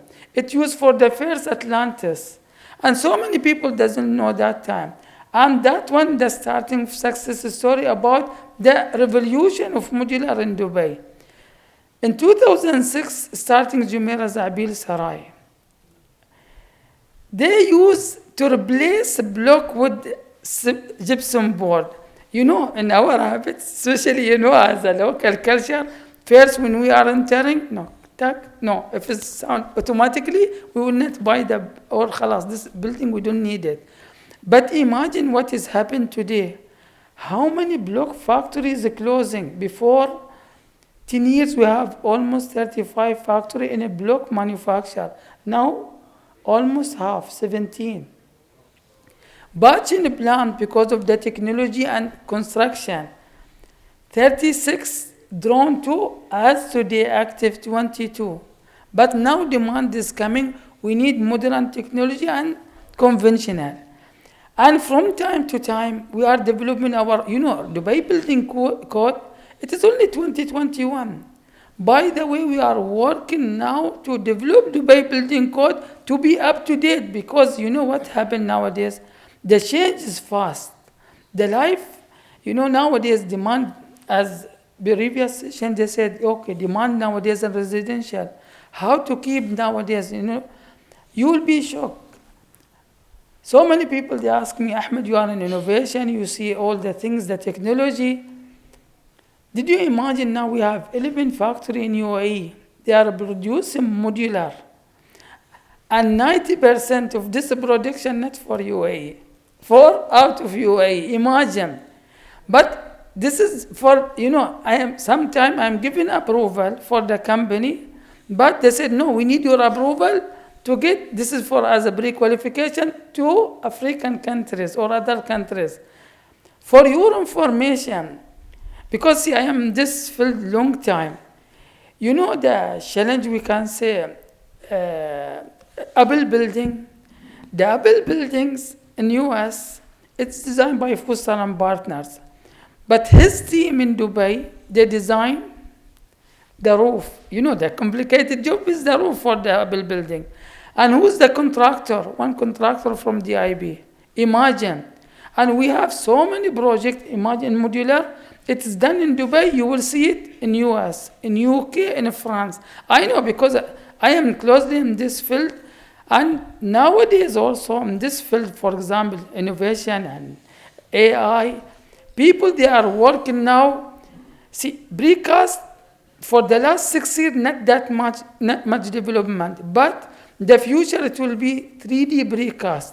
And we are working now closely with the precast manufacturer to make module and special standard for a precast in order, if anyone interested to build his house in precast, in one out of, we can say, if they have 40 module, they can select it and they can build a high-rise building.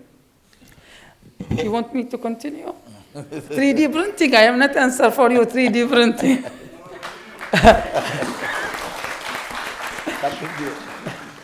You want me to continue? Yes. See, for the 3D printing, this is modular. How about the 3D printing? 3D printing, I will tell you one small story.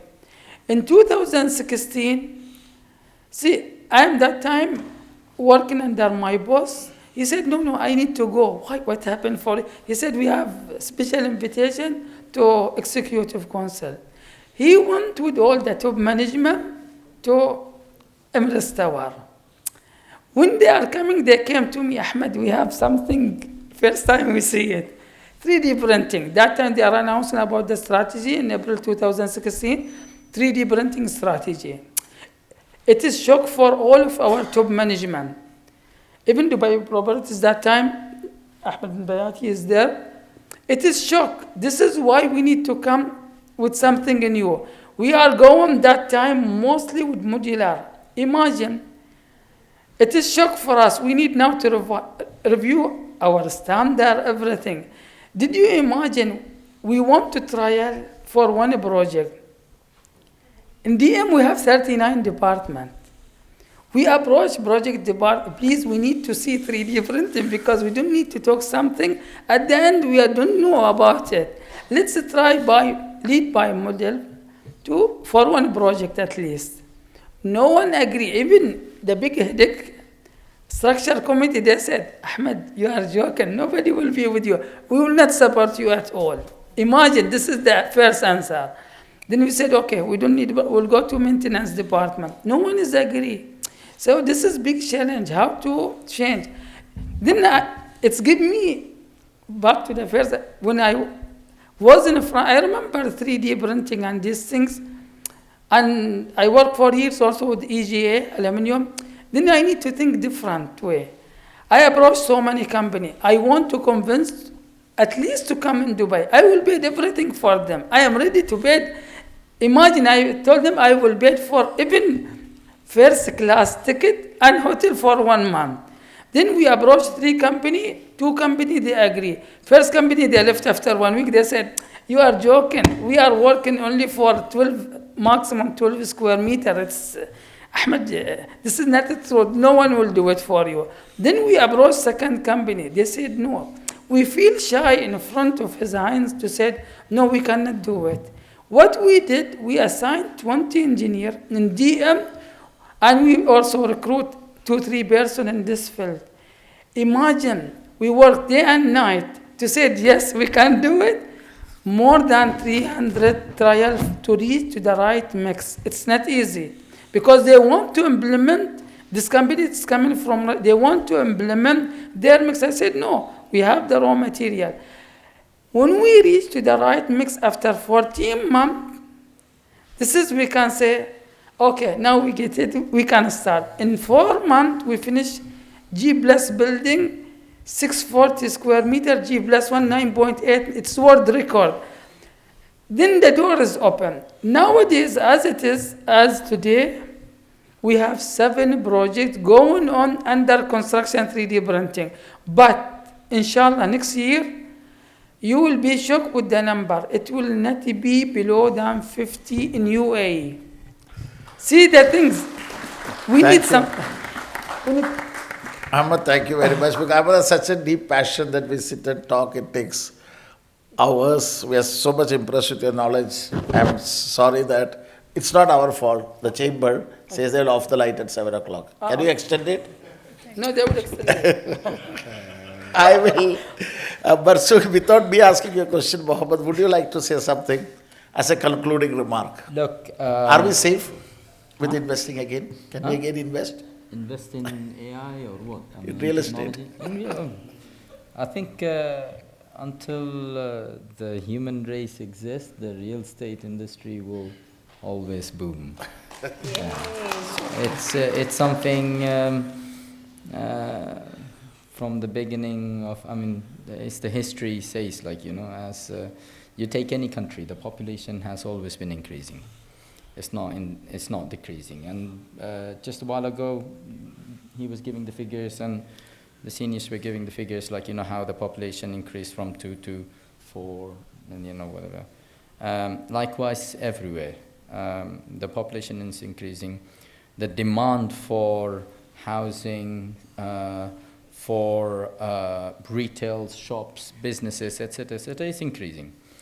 And along with the demand increase, the technology is also getting, I mean, the innovative technologies, etc., are coming up in the industry. And if we do not, this is all I'm going to say, if we do not keep up with this technology and use the technology, we'll be behind, we'll stay behind.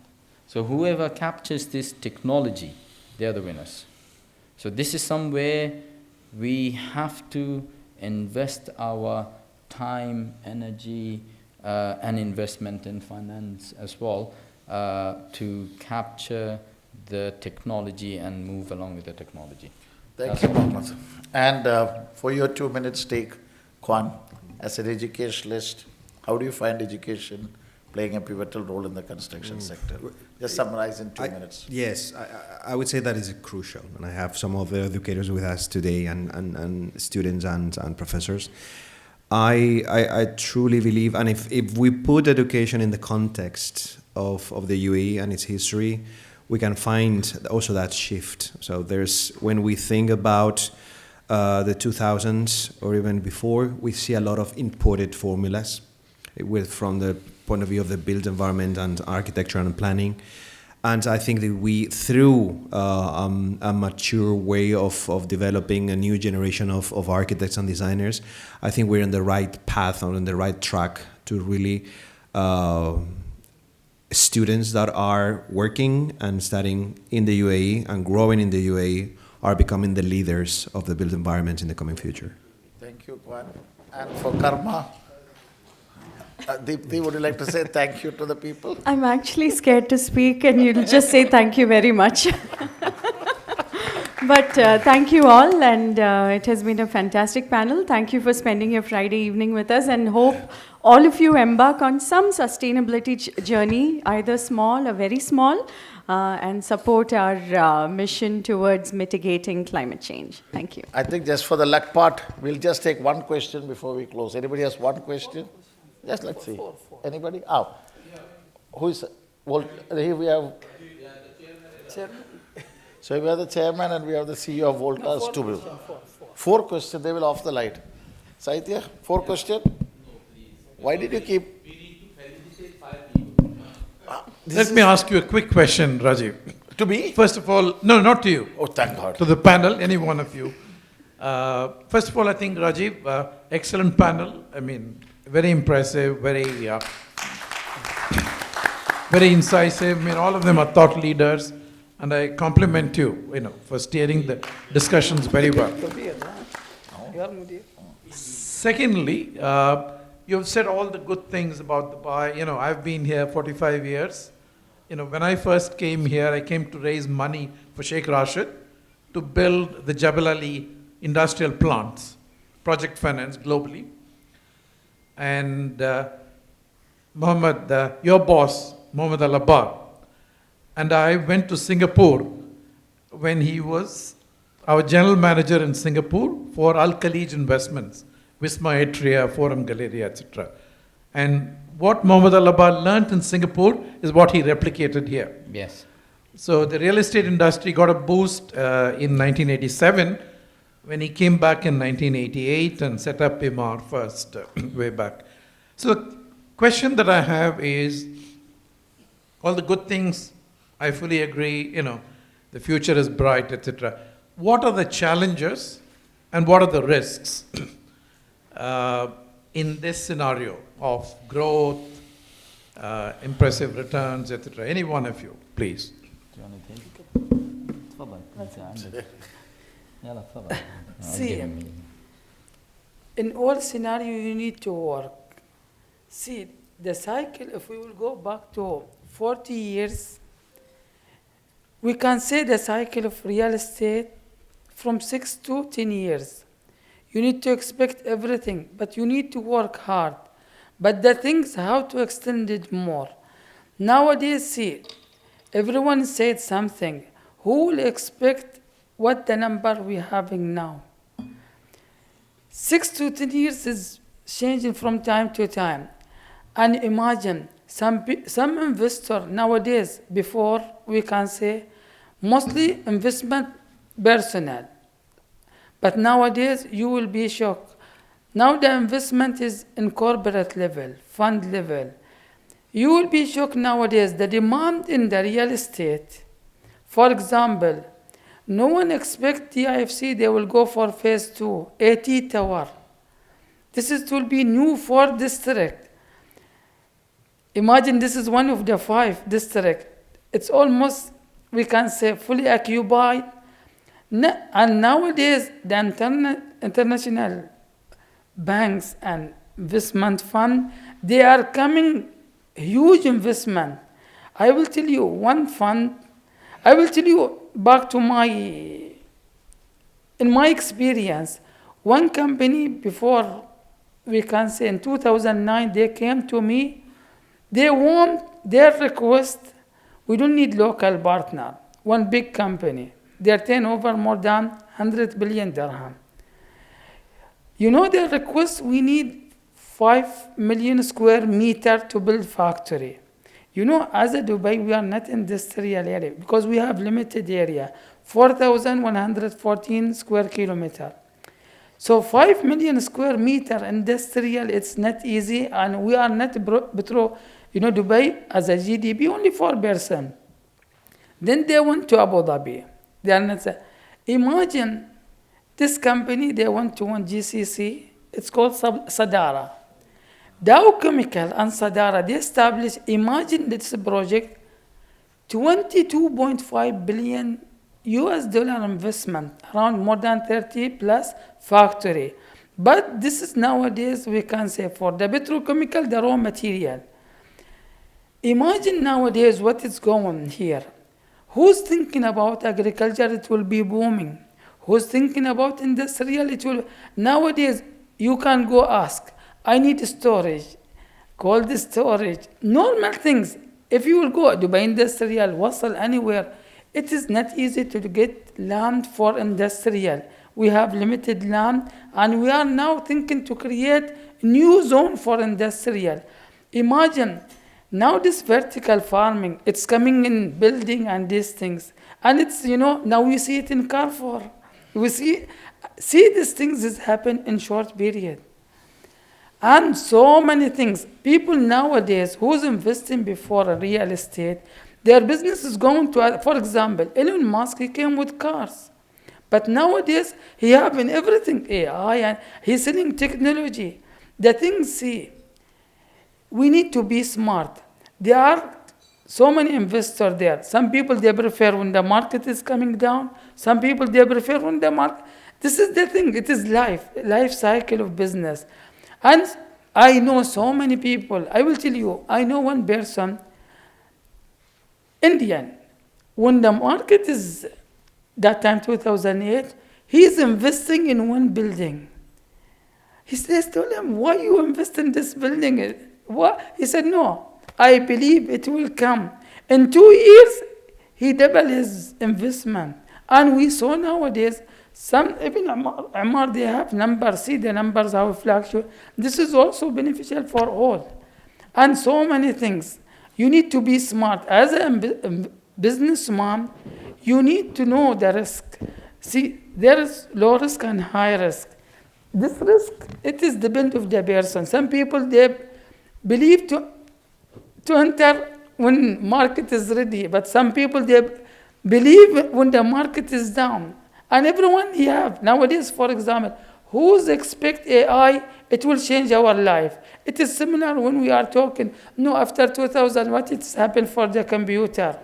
When telephone is coming, now your life in one click. People, they are left their wallet, but they cannot leave telephone in their home. No way. See, this is the revolution of AI. Next, you will see salat and telecommunication all around the world. They will charge people extra. It will be like a Wi-Fi. So we cannot live with AI.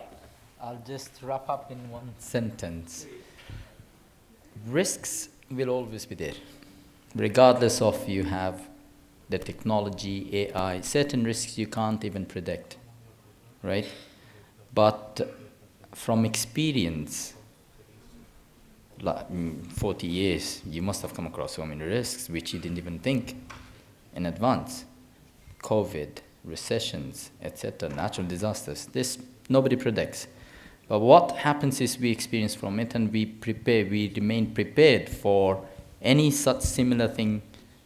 If it was to hit us, how we can. So there was a fear, just before COVID, there was a big fear of, oh, another recession is going to hit. So we were prepared for it. Ammar was prepared for it from the previous recession. What happens? So we started taking, before it even hit, Mohammed Al-Abbar, our chairman, started taking actions. So what he did, he knew what it was like, let's take the actions before it hits us and be ready for it. That's how I think we'll have to tackle all our lives. So, thank you very much. Thank you very much. It's been a wonderful panel. And I hope we have been able to deliver the objectives and give a positive feeling.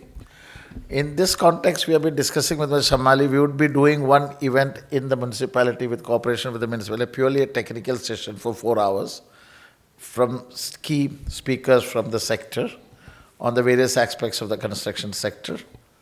We will work together and try to find a date. And thank you very much. Sitting backstage and making notes, finally my paper finished. And I was smiling constantly. What interesting, insightful stories you have shared. I love all your stories. Thank you so much. I request Mr. Suresh Kumar to please come on stage to felicitate our great panelists. And moderator, yes. Yes. Let's have a big round of applause for them. It was like a big bang of knowledge right now.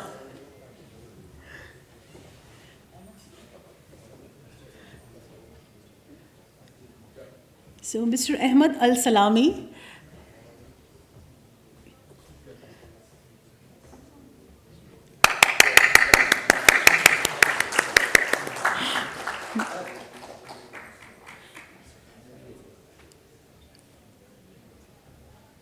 Mr. Muhammad Al Marzuki.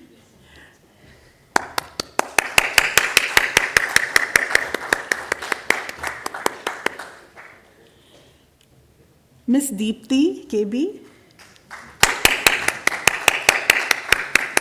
Show some energy. We got such a big bang of knowledge. Mr. Wan. Please repeat Mohammed Al Mazuri once again.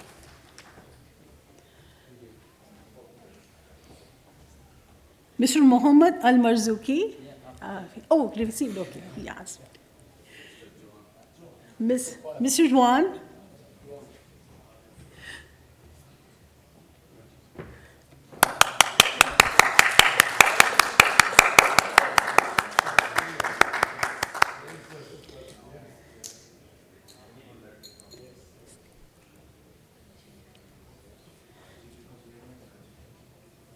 And our very special moderator, Mr. Rajiv.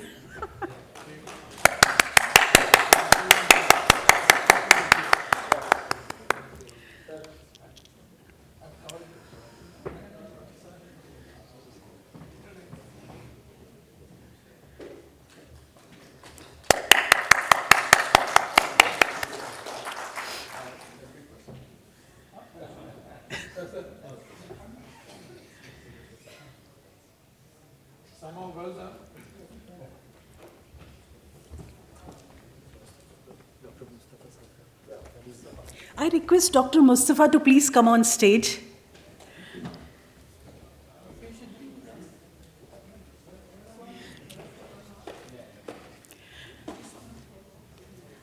I request Mr. Sama to please come on stage. You're already here. That's great. So, Mr. Mustafa Sasa, let's go.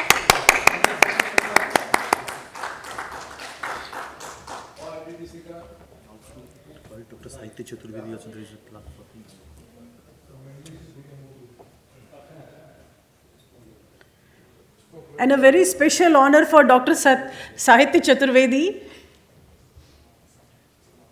Mr. Sama.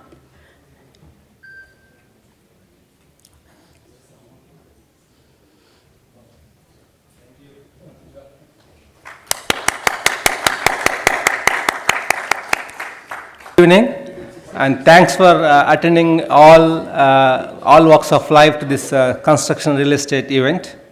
And just to summarize, Dubai is bright. Dubai is future. It is planned in a great way. It's a dynamic planning city. It's a lead city. So my request is to say a very big thanks to Dubai rulers. And thank you very much for IBPC management and IBPC Secretary General, who is always instrumental in curating this event, because this is a techno-commercial sort of event. Initially, when we thought how we can go ahead, so he is the one who initiated and IBPC management supported. Thank you very much for all the dignitaries and panelists across all the people who supported to make this program success. Thank you very much. Thank you, Anandal. Looking forward to see you in future, pure technical talks, panelists in future.